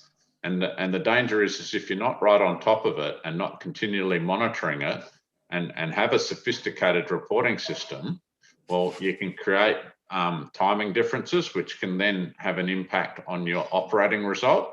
So you could end up having $1 million of grant income, but only include $800,000 worth of expenses if you're not properly monitoring it and making the right journals and shifting the amounts into the correct period. So in that example there, you'd probably have wanted to have shifted 200,000 into the following year when 200,000 of expenses would be incurred. So you're matching up the expenses with the revenue. So if you want, that's the most dynamic part of your business. So therefore, that's why we're improving the systems. And it's going to take a bit of getting used to, but basically the staff need to understand it. And you see, where we're at the moment, we've still got further improvements to make to the system, because obviously if you've got ramifications for years 2 and years 3, say, of a project, well, you need to have a handle on them to build that into the long-term financial plan as well. So there's all these types of things, but I suppose the thing that I'd be pleased about is that we've made some improvements from where it was before, because I've seen the information you were provided with before, and I believe the information that's been provided to the Finance Committee and the Audit Committee is an improvement on that. And what we're intending is further improvements again. And so that'll involve staff developing systems and then training other staff in how to monitor and make sure these systems are kept up to date. And as well as that, and improved, and we get back to the accounting system and the shortcomings of the accounting system that we've talked about before, and hence the reason we're now moving to a different software provider for our accounting system. All of these things combined are going to assist in us providing you with better information, but overall making sure that there aren't any timing differences that are going to distort your operating result, which is the biggest risk with accounting for that area. So bit of a long-winded answer, but hopefully that sort of gets to the point of what you're looking at there. Does that help at all? Rex. Hey? Agree with you 100%. Yeah. Councillor Arthur agrees with you, Rex. No, Any other questions? Good. All right. Thank you. Any other questions? It appears you've exhausted them all. I'm asking one of the councillors to move the recommendation, please. Councillors Rountree and Bland. Item 5. Is there any further discussion, councillors? There being none, I will put the motion. All those in favour? Those against? That's carried unanimously. I think that's all we need for Rex. Okay. Thank you, everybody. Have a nice You all have dinner a or good whatever night you're now. See ya. Cheers. Thank you, councillors. Now, Where are we up to now? I think I'm going to go back to item 10.1, which is some section 41 committees, section 43 subsidiaries, which is where we left the main agenda originally. Councillors, Me to move that way. after sporting clubs, page what? 34, I'm told. What page? 34. 34. 34. Section 10, Audit and Risk Committee, no, dealt with that one. Oh, we haven't, sorry. Audit and Risk Committee, minutes of the meeting held on the 23rd of March. Can someone move, council receive the minutes of that committee?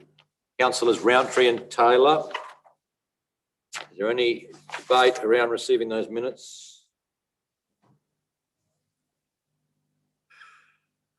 The motion, all those in favour? Those against, that's carried unanimously. Number 2, Canalpin Community Hall Committee, minutes of the meeting held on the 1st of March. Councillors Rountree and Hill, thank you. Any discussion? All those in favour? Those against, that's carried unanimously. Item 3, the Tailem Bend Town Hall Committee minutes of the meeting held on the 10th of March. Don't rush me, councillors Qualman and Hill. Thank you, Tracy. Mr. Mayor, Yes. just in that, Yes. the council's recommended there be no charge to hire hall for non-profit organisations. So if that is brought in for Tailem Bend Hall, it should be brought in for all halls throughout the area. So if by accepting these minutes, are we accepting their recommendation or not? Through you, Mayor, no. If you read the actual recommendation that we wrote to cover the minutes, councillor, if a not-for-profit wants to use the hall, they still have to apply for a waiver of those fees. It's not an automatic, it is automatic generally, but it's not what you're reading. The hall committee wanted to do it another way, but we have a waiving process in place because not all people who use our halls are not-for-profits. The majority are. The previous method was you applied to the council, not to the executive officer. And in fact, there is it's probably going to be a bit late. At the last minutes of the Tindanara, which they didn't get through, was the exemption for Anzac Day for the use of the hall, which they do every year. But it's always been that it goes to the council, not to the executive officer. So if that's what you want to do, that's fine. The delegation is with me and I'm happy to bring back every waiver to council, but generally they're It's normally within their minutes.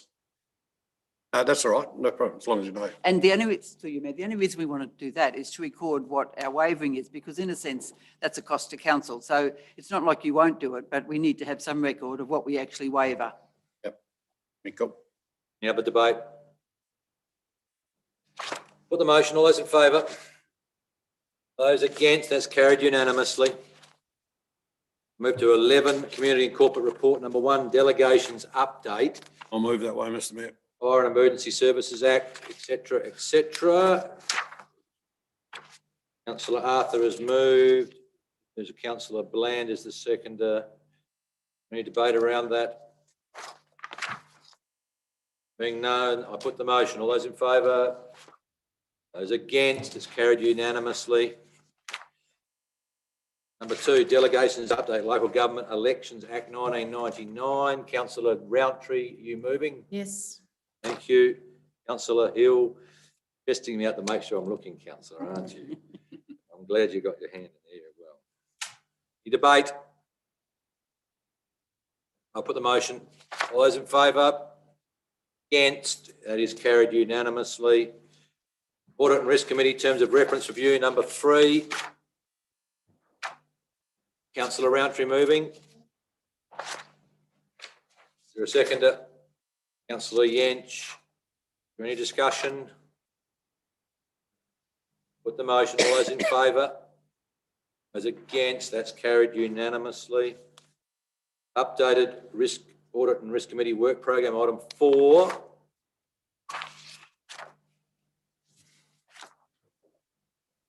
Councillor Taylor, you're moving. Yes. Is there a seconder? There has to be. Councillor Rountree. Any discussion? Being none, I put the motion. All those in favour? Those are still in favour. Come on. Those against? It's carried unanimously. Number 5 we have dealt with. Number 6, engagement of Council's external auditor. Number 6, Debbie, is 2 minutes. The process here, please.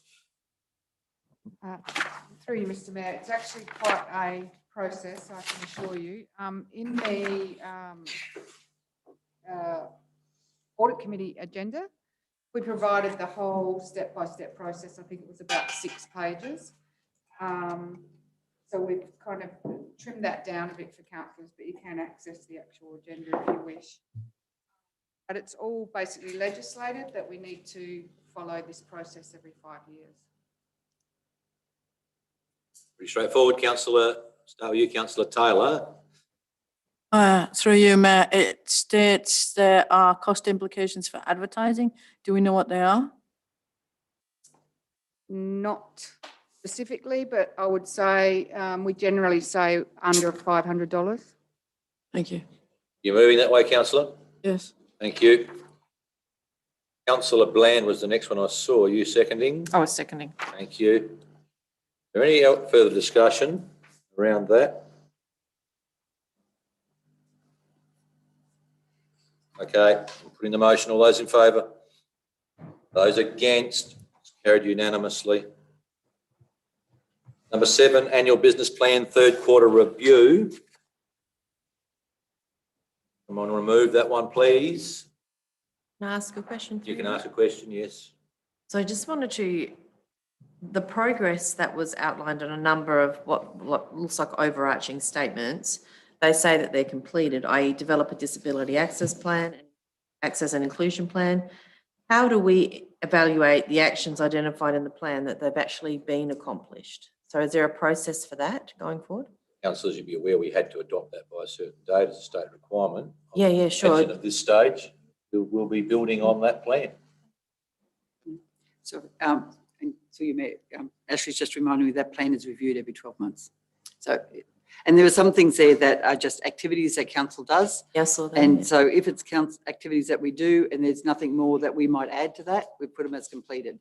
So say the exhibitions in the gallery, it's no more, no less. It's about the exhibitions. And so is there detail that sits behind that about the actions that will actually happen to build upon the plan or those sorts of things? So in the first one, for instance, where we haven't actually started the RAP process, that's been over 2 years now. We have started a process of a discussion with Reconciliation SA to how do we go about doing that. We're a little behind with that one. We won't get it done in this financial year. So there is things that are happening in the background. Is that what you're asking? I sort of am, yeah. I just want a mechanism. And I suppose this is my detail side. I just want to know that when these things are raised and put out, then I'll use the word motherhood statements, or when the statement's made that something's completed, how do we evaluate going forward that actually something happened, and that through this plan that there was a range of tasks identified and they got done. So is there a way that you feed back to us as elected members to say, you know, this happened or it didn't happen, and taking into account that we will review it in 12 months? So each staff member, through you, Mayor, who's got a budget item or who has a responsibility for this will have their own plan. So if you look at the one maybe on page 73 as an example around the development and implementation of tourism wayfinding. So the officer there worked very hard with South Australian Tourism, with the MRL, Murray Lakes Coorong Tourism Alliance, with the brown signs. So there are some things, and some things in this plan happen, I'll say by serendipity in a sense, and they're right for the time and we make sure that we capture them. And others we may have to have a formal plan in place because there's nothing that we know that's happening at the state level or in another capacity. So each one of those is different. That's a long-winded answer, but every officer who has some responsibility for these has their own work plan. Okay, so maybe I'm not asking the question properly. We've got the third quarter review of the plan, and there is a number of things that say they're complete. And what it's saying is complete is the statement is complete. How do we know that the work that sits behind it is complete? Because we could say to our, we've got this disability and inclusion plan, but what does that actually mean? The actual activity for that particular item was the adoption of the plan. So and that's so that's complete. what we're saying complete. So we're not saying anything more than that. We're not saying we've got any. We've got more of a plan than we ever had. No. So the plan will then be populated every year. We'll look at it and we'll review what's in it, see what we can do in that financial year, whether it's a budget implication or not, whether it fits with the community vision plan. And also each time we do some either remediation work or anything like that, we'll use the plan to guide us, see whether we're DAA compliant or not and what else we might have to do. So it's really, once it's adopted, it's about guiding the work that you do. That's just an example. For Taylor. So through you, Mayor, on this, it's another woolly question, so sadly. Okay. So the prosperity and sustainability page, it's the second one down is to scope each section of the Murray Coorong Trail, which is marked as complete. The third one down is completion of the Tail and Bend to Wellington East portion of the Murray Coorong Trail. It just, it's noted in here that it's scheduled for completion by the 30th of June 2021. I can't remember if we saw what was happening or what was being done or any of that. I'll have to take that on notice. I know that we have presented this, the one with the Tail and Bend to Wellington was the one that is, James helped me here, but it's technically completed, but once we did the safety audit across it, we found that there were some gaps. Is that the section? And so we now have to go back and retrofit some safety elements to it. Okay, because I'm just not, I'm just not sure what we spent 110,000 on. That It's was, to make that part of the trail Yeah. compliant. To make it, sorry? Make it compliant. After it being established, it wasn't compliant after certain engineering and risk assessments were done, and council allocated 110,000 of that second the COVID money, as I might call it, Mm. make it compliant. Okay, so what does that mean? So we don't know what that means, make it compliant. I mean, not- it's still a great big chunk of wood across one part of it. Until 30th of June to Do it. use some firewood by the sound of it. It was in an audit report. so through you, Mayor, this is high level saying that we haven't finished that piece of work. We have 110,000 allocated to do it, and James will tell me that there's a plan in place to do that. Is that right? Yeah. So it's in progress, so it's not completed. But and it's back to Councillor Roundtree's question, there are plans in place. If they're not completed, they're in progress. Okay. I don't understand the question. No, Councillor Roundtree. So on that point then, if it's in progress, if you look under leadership and collaboration, page 120 out of 189, says find the priority, find and utilise new ways to communicate with our district. Take research and utilise new communication promotion methods accordingly. It's completed. Commentary, monthly mayoral update, video recordings posted to Facebook, live streaming, and all those sorts of things. I think what we're missing there is how we reach those members of the community that aren't digitally savvy. So to me, that would still be something that should say in progress, because I don't feel that we've actually completed that task of finding better ways, new ways, better ways to communicate with our district, because there are a number of people that are missing out on information. I don't think we've resolved that one yet. We're sort of getting it, but we're not quite getting it. So, And to you, Mayor, and I agree. And so we had a bit of a discussion. If you go back to the page before, which is enhance council's profile within the community, they're very similar in a sense. So one of them we've left as in progress because we haven't quite, as you say, nailed it. And the other one, we're probably done as much as we're going to do there. So it's probably a fine point, but one of them's not completed and they are both very similar. It's just how the ABP was constructed. Councillor Arthur. Mr Mayor, CEO. Strengthen our partnerships with community organisations such as Tailem Bend Community Centre. You've got it as completed and you've made relationships with them. It was the consensus of the council that we look at getting out of that, because it's we shouldn't be auspicing funding through them. They should be able to do it themselves now. And if you go through the budget every year, what comes out and what goes in doesn't seem to marry up for some reason. Which one are you on, Councillor? I know which one you're on, Mayor. He knows which one, yes. So that's not saying we're auspicing, we're saying we establish a relationship. So that's different to what you're talking about, Councillor. And the Tailem Bend Community Centre is moving for the grants that have been auspiced under council in the past, has taken very positive steps with both the Commonwealth and the state to move them back to Tailem Bend Community Centre. So that's all in progress. But this is not about that. This is just about saying that, and it's a bit, we could have any community group in there to say that we're establishing relationships and working with them, but the Tailem Bend Community Centre was picked out in the ABP because of that grant arrangement, which is now moving, but the relationship will still stay with that centre long after the grant arrangements have flexed. But hang on, it says there continues to auspices Commonwealth Home Support Program funding on behalf of the centre.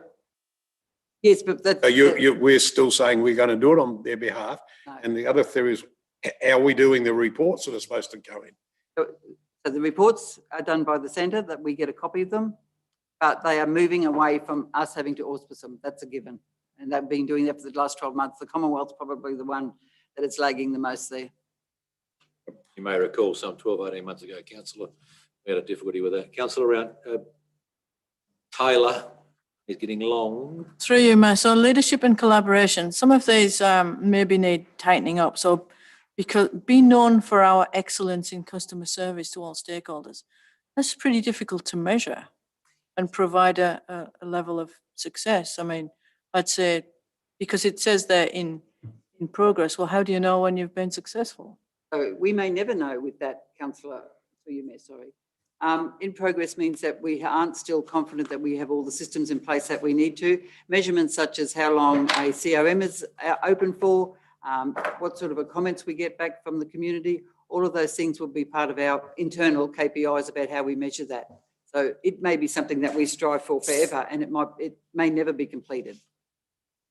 I just think you've kind of been a bit hard on yourself, because things have really improved when it comes down to dealing with queries. Certainly because I think a lot of the councillors are commenting direct and basically saying X has contacted X, and can you do something about A, B, and C? So I just think it's an impossible to achieve because there's no sort of end point.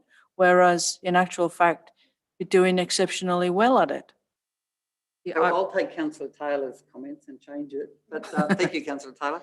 But in reality, We'll take that as a comment. yeah, we know that there are still more things that we can do. Councillor Bland. I'd actually agree there's more, because I've got a number of CRMs in, because I go direct to CRM, and sadly I don't get responses. I'm sure they're happening somewhere in the background. Some different customer experiences. So what I'm saying is I agree with the CEO also there that there's always things that need tweaking, and I also know that someone's away, so you wait your turn. But so there's always movement. Okay, is someone prepared? Councillor Hill, I hope you're prepared to move the motion. I'm prepared to move the motion.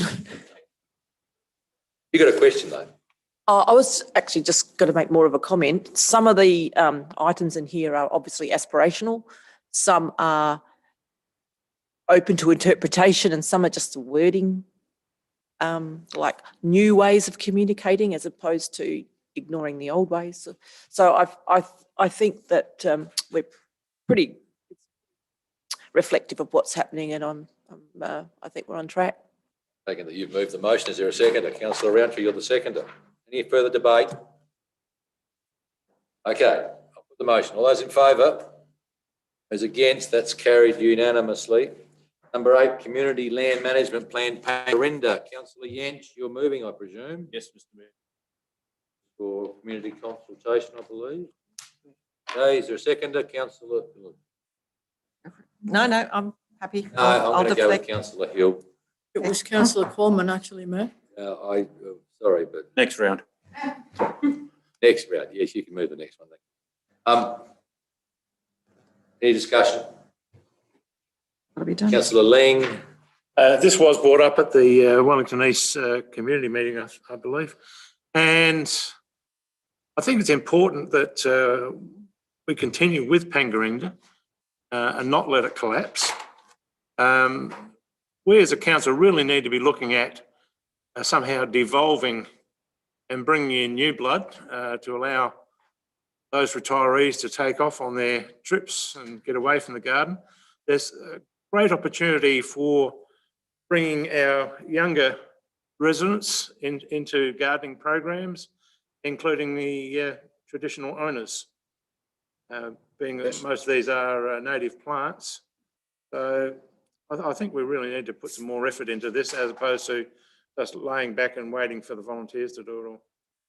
Noted, Councillor. The CEO said that to me. Yes, it needs to be perhaps given more weight in the organisation. Any other debate? Going to put the motion. All those in favour? We're going to close. Oh. But that's all right, I'll accept it. I heard him.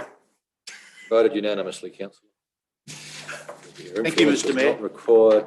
Number 9, I'm going to go to Councillor Corman. Move it, thank you. For Community Land Management Plan, Rogers Park, Tailem Bend, same issues, I believe. You want to second it, I'll Councillor? second it. You want to speak to it, though? Oh, look, I'll reserve that. We're reserving quickly. Councillor Corman. Thank you. I may speak to it, Mr Mayor.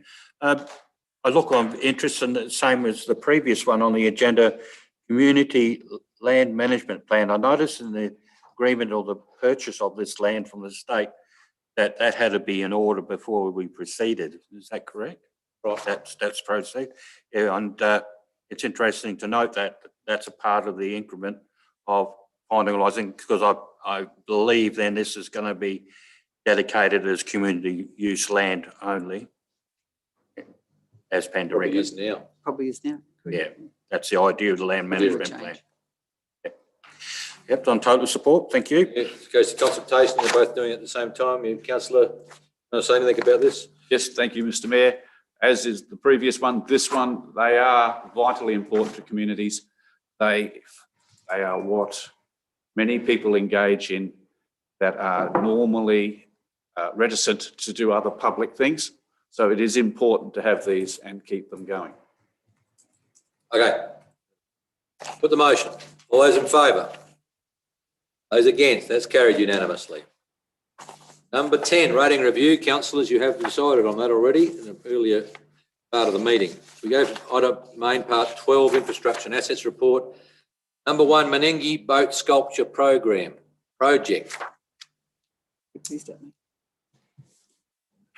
Just let me find it in the agenda. Don't you? Sculpture. Question, please, Matt. You can have a question while I find the sculpture.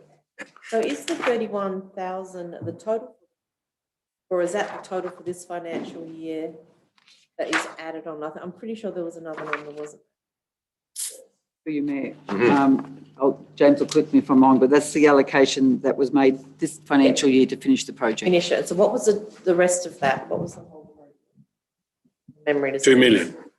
I don't think so. For the boat? $2 million for all the Main Street and what? I'm seascape. I'm staying within the Menengi boat, whatever it is, sculpture project. I'm within that. Yep. And what is the total cost? It was certainly not $2 million. But And I don't know. That would be the Queen Mary, wouldn't Yes, it was. whatever it is. It was a standalone. I might need to Upgraded the take Main that on Street and the notice, seascape. councillor, unless. And it's not, I just thought someone might have it. I won't, don't. Councillor Jens might be able to help us. I can help on that one. Cost of the boat up to an I'll hour. move the motion, Mr Mayor. And in doing so, Councillor Arthur is correct. It was part of an overall project for that area. The stormwater, the street beautification, all these other things occurred. This is the last component that fell out due to a footings problem and unfortunately has drug its feet to now. But yes, it is the last part of that component. Now going to have a lower feet at 1 metre or whatever. Councillor around. Through you, Mayor, did anyone here know what the total of just that sculpture is? Here's we don't. Through you, Mayor, we'll find out. We'll find out. We may not have it detailed to that degree, but we will definitely I have a just look. thought it would, people would know that. Well, we're wishing to complete the project in totality. No, I have no idea. Sorry. Councillor Someone Hill. needs to second that motion. Yeah, you better, Councillor. Thank you. Thank you. Is there any further discussion? There's a report there for your benefit, and so you can tell the public that we'll hopefully have it done by the 30th of June. Completed. Any further discussion? All those in favour? Those against? It's carried unanimously. Number 2, Canalpin Caravan Park. Councillor Roundtree, you are doing the moving, I hope. I am moving recommendation 3 as suggested by council. Option 3, you are going with Councillor Taylor. Are you the seconder? Thank you. Councillor Roundtree, you wish to speak to item what you're or not? I'll just say this has been a long time coming and it will be very good to get some progress made and get something underway. I think they've been waiting for quite a long time. So thank you for all the work you've put into getting it that far. So I might say this is a direction to the staff to now sort out what it will cost. Yeah, that would be great. The way I read this, it's Councillor Bland, Councillor Jens, and then Councillor Taylor. A question to Councillor Roundtree whether or not she would like to include in that we review it within 12. We need to know that A, this is effective, and B, that we're actually being effectively paid. It's obviously a free camping, it's quite a large camping area. So you may. We are now, once we've got direction from council that option 3 is the preferred one, we will do some work around the devices and the software that we'll need to do the user pay. It's probably longer than 12 months because we will also probably tie some of the infrastructure and the changes into the upgrade of the building as we do it. So rather than dig up trenches twice to do something, we'll try and incorporate as much as we can into the remediation of that building. And then I'm not too sure what we would monitor against, councillor, because we've then changed the rules. Now we've got an honour box and a sort of a half-hearted payment system. Once we go to just a user pay, we will not, it's sort of irrelevant to monitor because we'll know if you want electricity, you're going to have to pay for it. you want to use the washing machine, you're going to have to pay for it. So we can provide you stats with how many people we have in the caravan park every month and how many people actually use the facilities, if that's what you think is monitoring, or I'm not sure what you want to monitor against. I'm a little bit of a user pay sort of person, so I have no problem with that. But I also am not convinced that leaving it open to a free park in general over time, where, for example, and I will reflect Narang, I do at some point believe that that probably should also be a recovery of some sort of costs there as well. And I think that if we're going to be, and I'd like to see that reviewed at some point, because it's very nice to offer everybody free parks and they have to pay for the facilities that costs us anyway, which does cost us. Whether we recover enough to pay those bills, that's another thing. But I do think that if you're going to park there, I mean, we have caravan parks that people have to pay for within Tailem Bend or elsewhere. And while I encourage people to stay at Canalton, I think at some point we need to look about, if this turns out to be a really popular park, then they need to pay a bit more than just for their fuel, their petrol and their power and their, having a nice shower. And that's pretty reasonable to expect, I think. We did talk about that a little bit. And one of the things that if we want to move to a payment of the park itself, it's probably without having to do compliance on it, because staff doing compliance on it is probably the most costly part of our business. It's probable that you would think about doing like a gated environment, so people need a pin to go through the gate. So there are other options there, and then you'd have to decide whether the capital expenditure would be offset against what revenue you might get over the next 5 years and whether it's worth the effort or not. And that is where I'm talking about review in 12 months' time to see whether it's actually worth going down that track. Yep. So we'd have some idea by the money coming through the showers and that it's electronically we'll know. Yeah, we'll have some indication that we don't have now, that it might be worth us looking at that. One of the councillors over here, I thought before Councillor Taylor, but I can't remember. Councillor Jens, thank you. Thank you, Mr. Mayor. The other aspect in that precinct is the pool. We had discussion preliminary budget-wise on a pool attendant. I presume this person would also be doing some work in this area? That's what you meant. We are, with the budget process, you're right, there's a pool attendant communities facilities person, and the maintenance of that area would probably, although we haven't sorted that completely, would be part of their duties. Therefore, that costing would be part of what we would be finding out. It would be attributed to. So we would know what one staff member cost. Yeah, thank you. Councillor Taylor, then Councillor Hill. Through you, Mayor, it would be advantageous to see how many people use the actual facility in a 12-month period. But to start with, we certainly want to attract people to it, to start charging them straight away. I did want to ask, though, whether once we start charging for the shower, is it included in the plans to develop the building that we're going to put hot water in there? Correct. So, and is it included in the plans for the building to also put in that payment facility?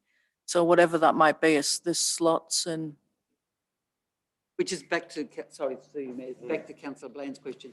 We won't be starting this process until we start the refurbishment of that building, because there will be some things that have to be incorporated into that new building or refurbishment. Mm-hmm. And that the showers is one of them.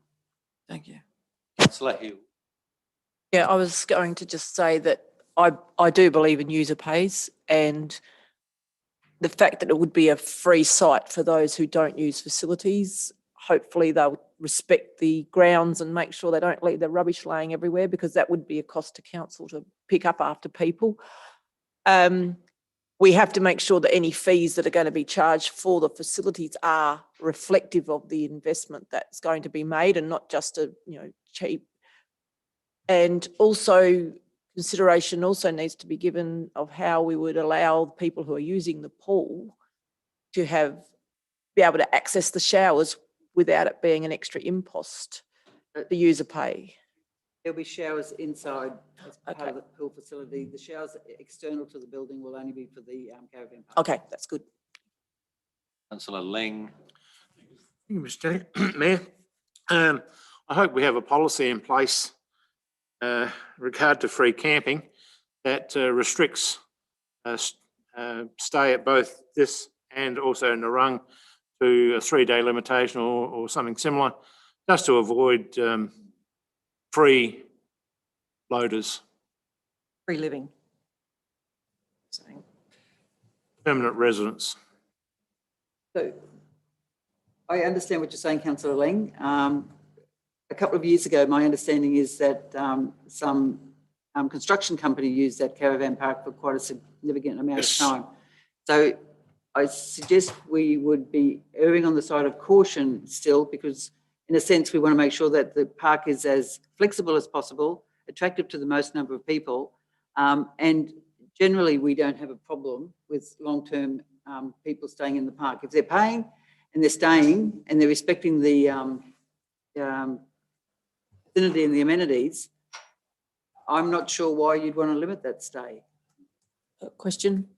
Could you not then have, if there's like a construction crew in the area, they just apply to council to stay? That's exactly what Councillor happened. Bland. I was just going to say, in relation to this construction company for the chicken farms, that is exactly what happened. They applied for council, they were given access, and they were encouraged to use as many of the hotel and et cetera, as possible, but also just brought people to stay in the district for as long as possible. They did pay. Okay. Arthur. Yes, Mr Mayor. It's not me not to ask you for an opportunity to speak on this subject. As well as looking at, as part of option 3, is also look at just promoting it and putting it up as an RV park.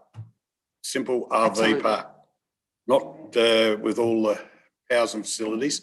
I think that's the way that things are going now. Is a holiday resorts type person, you know, like a Stansbury and all those sort of things. They have caravan parks because people go there for a purpose, to go there to fish for 2 weeks or whatever. RV parks, which Canalpin should be a passing through point. People don't go and stay there for 2 weeks because it's not a tourist destination. But one of the things is it's not the problem of how many people use the caravan park. It is actually very well used, but it's how many people actually pay. And that's why. And that is very, very little, you know, like, and I spoke to one of the fellas that picked some money up here only 3 or 4 weeks ago, and there was about 10 in there and they got $30. So that is one of the things, but RV park now is a user pay system. Take all your, so also look at, part of option 3 is to take all the powered sites out, making an RV park. All that is you don't have to worry about making all your powered sites payable. All you're using then is the inside, the laundry and the showers and that, where they pay. And that's the way things are going now. So, Councillor, I'm sure that'll be worked on. The way I read this is that for power and showers, you might be paying. You want to go to the toilet, we'll still let you do that. That's, I think, the nub of this report. I've got a mover and a seconder. Does anyone else want to have a say? Closed. Thank you. I'm going to put the motion. All those in favour? Those against? Thank you. It's carried unanimously. The Run Camping Ground. Councillor Jens, you're moving, I trust. Yes. We too. Councillor Lang, did I hear your voice? It is. There you go. Any debate? Beautiful. Yeah, Mr Mayor, I disagree entirely with this motion. Why should this council provide facilities down there at no charge to anybody? We put a toilet block in, was going to be $100,000, it cost $176,000. It's got to be maintained. We maintain I'm thinking the Meningie gangs drive down there. It's not 5-minute drive to mow the lawn. I was talking to someone here about 3 weeks ago and they said there was 56 people staying there. $10 a night, an RV park type thing, is $560. We get nothing back out of the people that use that park. And, you know, people say, oh, they shop at Meningie. No, they don't. They come from Adelaide. They've been to Coles and Woolworths. As far as I'm concerned. I'd refer to the last paragraph. If in the future there is a further upgrade of this campground, inclusions of a shower facility or powered camping sites, recommended the services be pay-as-you-use system. This is the same direction we just discussed. I take your point, but at this point, the return on us doing anything there is negligible. I think we have an issue of phone connectivity, which is probably the other issue in that site. But the point is, Mr Mayor, what I'm saying is we are now supplying it free of charge. We haven't got all of the wing bag facilities, but a lot of the people don't need those whiz bang facilities. They've got them themselves. And there was a council not far away from us, started with a free car park area, it was very similar in the run, and end up now have got it off and you pay to go in there. Well, because everybody was using it. This doesn't discount doing that in the future. Councillor Taylor. Through you, Mayor. So possibly one way to deter people is, it just states here up to 72 hours parking at no cost. Have we got signs in place which say something along the lines of 72 hours at no cost, and then just a sign which says, I don't know, $20 every night after that? If it's just the threat of someone turning up and knocking on the door, which kind of gives a hint that people should move on. If that's something we can certainly look at, and I'll take Councillor Arthur's point. I suppose we just wanted some breathing space to say at this point, we'll have it as free, but I think there is an opportunity to, whether it's software we put in, and a bit like your national parks where you actually so you could say the first 3 days are free, and I think most people there will probably only be there for a couple of days. The other thing that we will grapple with sometime in the future is about the duck shooters. There's pros and cons of people who have guns in that area at particular times. So we will come back at some point, probably late this year, about a policy of how long you camp. And I take Councillor Leng's point. We don't have any policies about how long people can camp or to stay in these facilities. So I think we need to tidy that up. Councillor Bland. Just in relation to that, the Narung Progress Association also looks after this area in terms of mowing and cleaning up around the time. They also sell them firewood, which they're allowed to do down there. Can I suggest that as a part of that motion that somebody talks to the Narung Progress Association to have a discussion about any of their concerns or issues. I don't think they will have any issues with this content from my understanding of discussions with them, and as long as it's reviewed at a later date. But I think having some communication with them, they do a great little job out there and very quiet about it. Happy to have that included, Mr Mayor. We can do that. Can I expand that to include Rauken? Because the Narung Progress Association have been very quiet on it. They don't want to do the work. There's not enough of them. There's not a lot of them that do the work. Farmers come in and do it. I think we take it as a given that we'll follow up on that. All right. Closing, councillor. You. Thank you, Mr Mayor. I think the learning curve for us is the camping ground at Canalpin and understanding how that system will work. And if it works really well, then we are able to duplicate things elsewhere. But at the moment, it's a small park in isolation. And it is a very small park. And there's very few facilities. It's a toilet where we don't charge people to use the toilets, although we have to pick up the mess. So until we have system that is a better option, let's just tidy up what we have. Thank you. Councillors, I'm putting the motion. All those in favour? Those against? Councillor Arthur voted against it, but the balance of the councillors voted for it. That's not unanimous. It's carried. Please. Item 13 is petitions, of which I have none. Item 14, deputations we've dealt with, and we'll perhaps have a bit of a scoping discussion report from the CEO very soon. Allow us to perhaps send a letter of support through to the school and the department. I'm up to item 14. I've got duplicate 14. Fantastic. Public question time. Have we got anything on the list, Ashley? None to be read out, none here. Thank you. Item 15, information document. Yes, Mayor. Council members. Councillor Roundtree. Thank you, Mayor. Traffic counters. Went on social media about why the council had put a traffic counter on Parkenhall Road, which right at the beginning of the school holidays, which is obviously where Kumandoo School is located. And they're saying that the data is probably going to be a bit skewed. now that it's school holidays, and asking, can the counter stay on at least 2 weeks into the new school term? Read the report, councillor. I think it says it'll be there for 6 weeks. Oh, well, there you go. I didn't read that You're one. not the only one that's had the Thank followed you. around this particular allegation, which I find is. Yeah. 6 weeks, it says they'll be there in those 3 spots, so. Good, that will capture it nicely. Thank you. Been a long day, councillors. Anything else in the information document? Oh, sorry, one more. Just Yes. visit to Careship Coorong, discussion with resident potential youth hub. It was on the CEO's report. Just wondering how that went. So you mean that was a follow-up from Sharifa who came, and then when I was making the appointment with her, Mum said, come and have a look at the Care Coorong, and so I did both. Yep. And I'll have to declare that they provided me with zucchini, which is probably the size of one of my legs, the biggest zucchini I've ever seen in my life. It was a follow-up, I suppose, about just what they do there. She just wanted to show me what happens there, and it's quite interesting. I think it's one of those developmental businesses that may or may not get off the ground, but there's certainly enough keenness. I think also she was keen to showcase the fact that she gets people with disabilities and people who are disadvantaged come in and help work on the farm. And that's a model that I think she feels passionate about.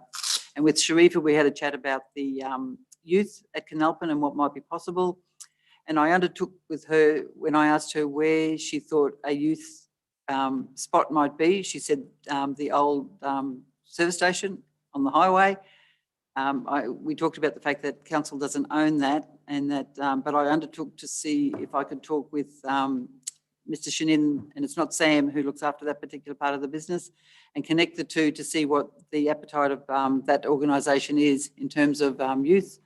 I didn't want to discourage her from doing that, but I'm not hopeful in a sense. But she also undertook to work out what she wanted for youth in the district. And one of them is around mental health. And so, again, I also undertook to work with her in terms of Headspace in particular and what their outreach programs are. I didn't get a sense that Headspace came there in any way, whether electronically or as a visiting service. And so, again, it's just working through the issues. And for her, the most important part was the mental health issues that she felt were important to the youth in Canalpin. Thank you. Councillor.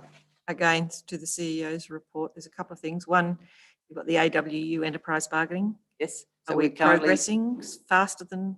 It's on track. Right. Okay. We have a meeting now monthly, I think. And so it's really at that discussion stage still. Okay. And the other one is the meeting with the Department of Infrastructure and Transport and Tailem Community the SA Public Transport Authority's review of existing regional bus services.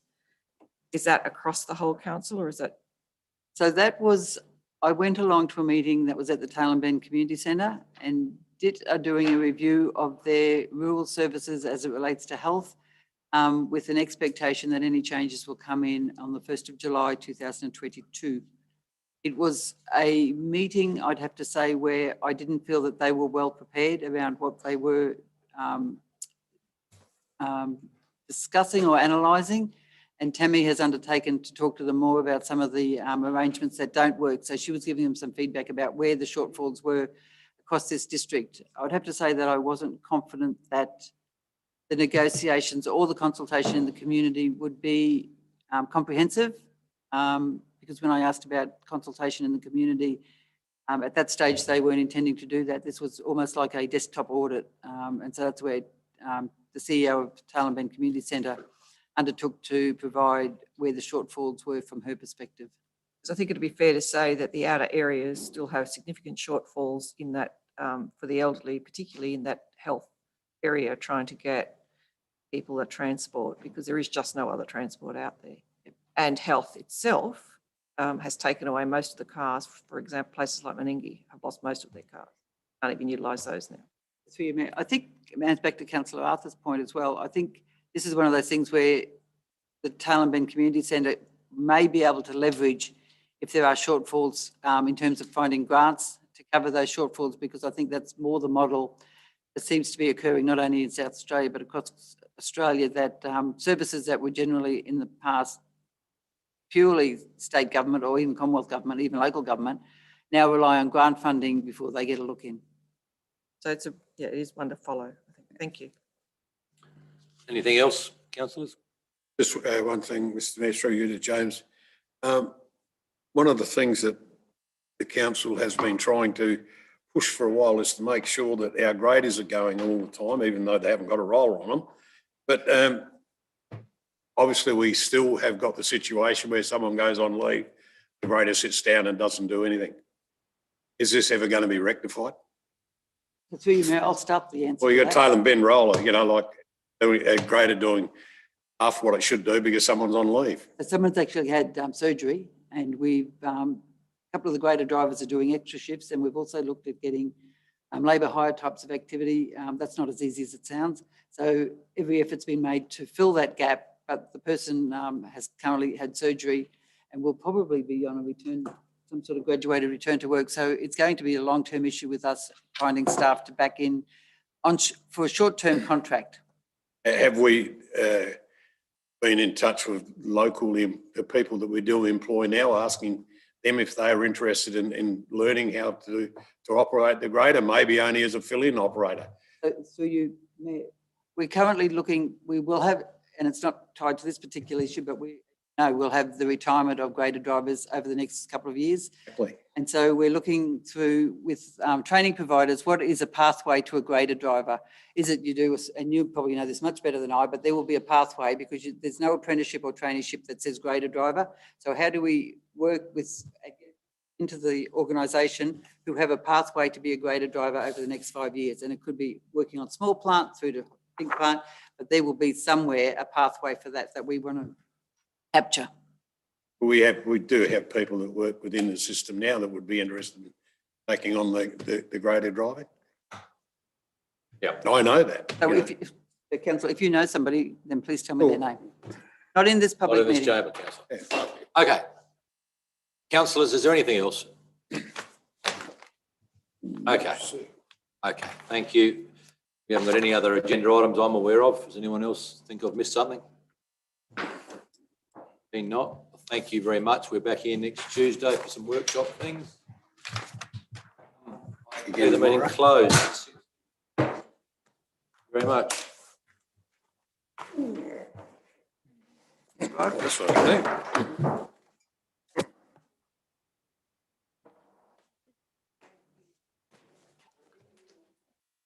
I use the velvet side.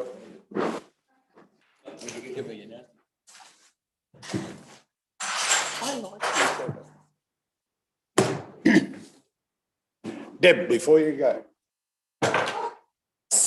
You're getting out free, Deb.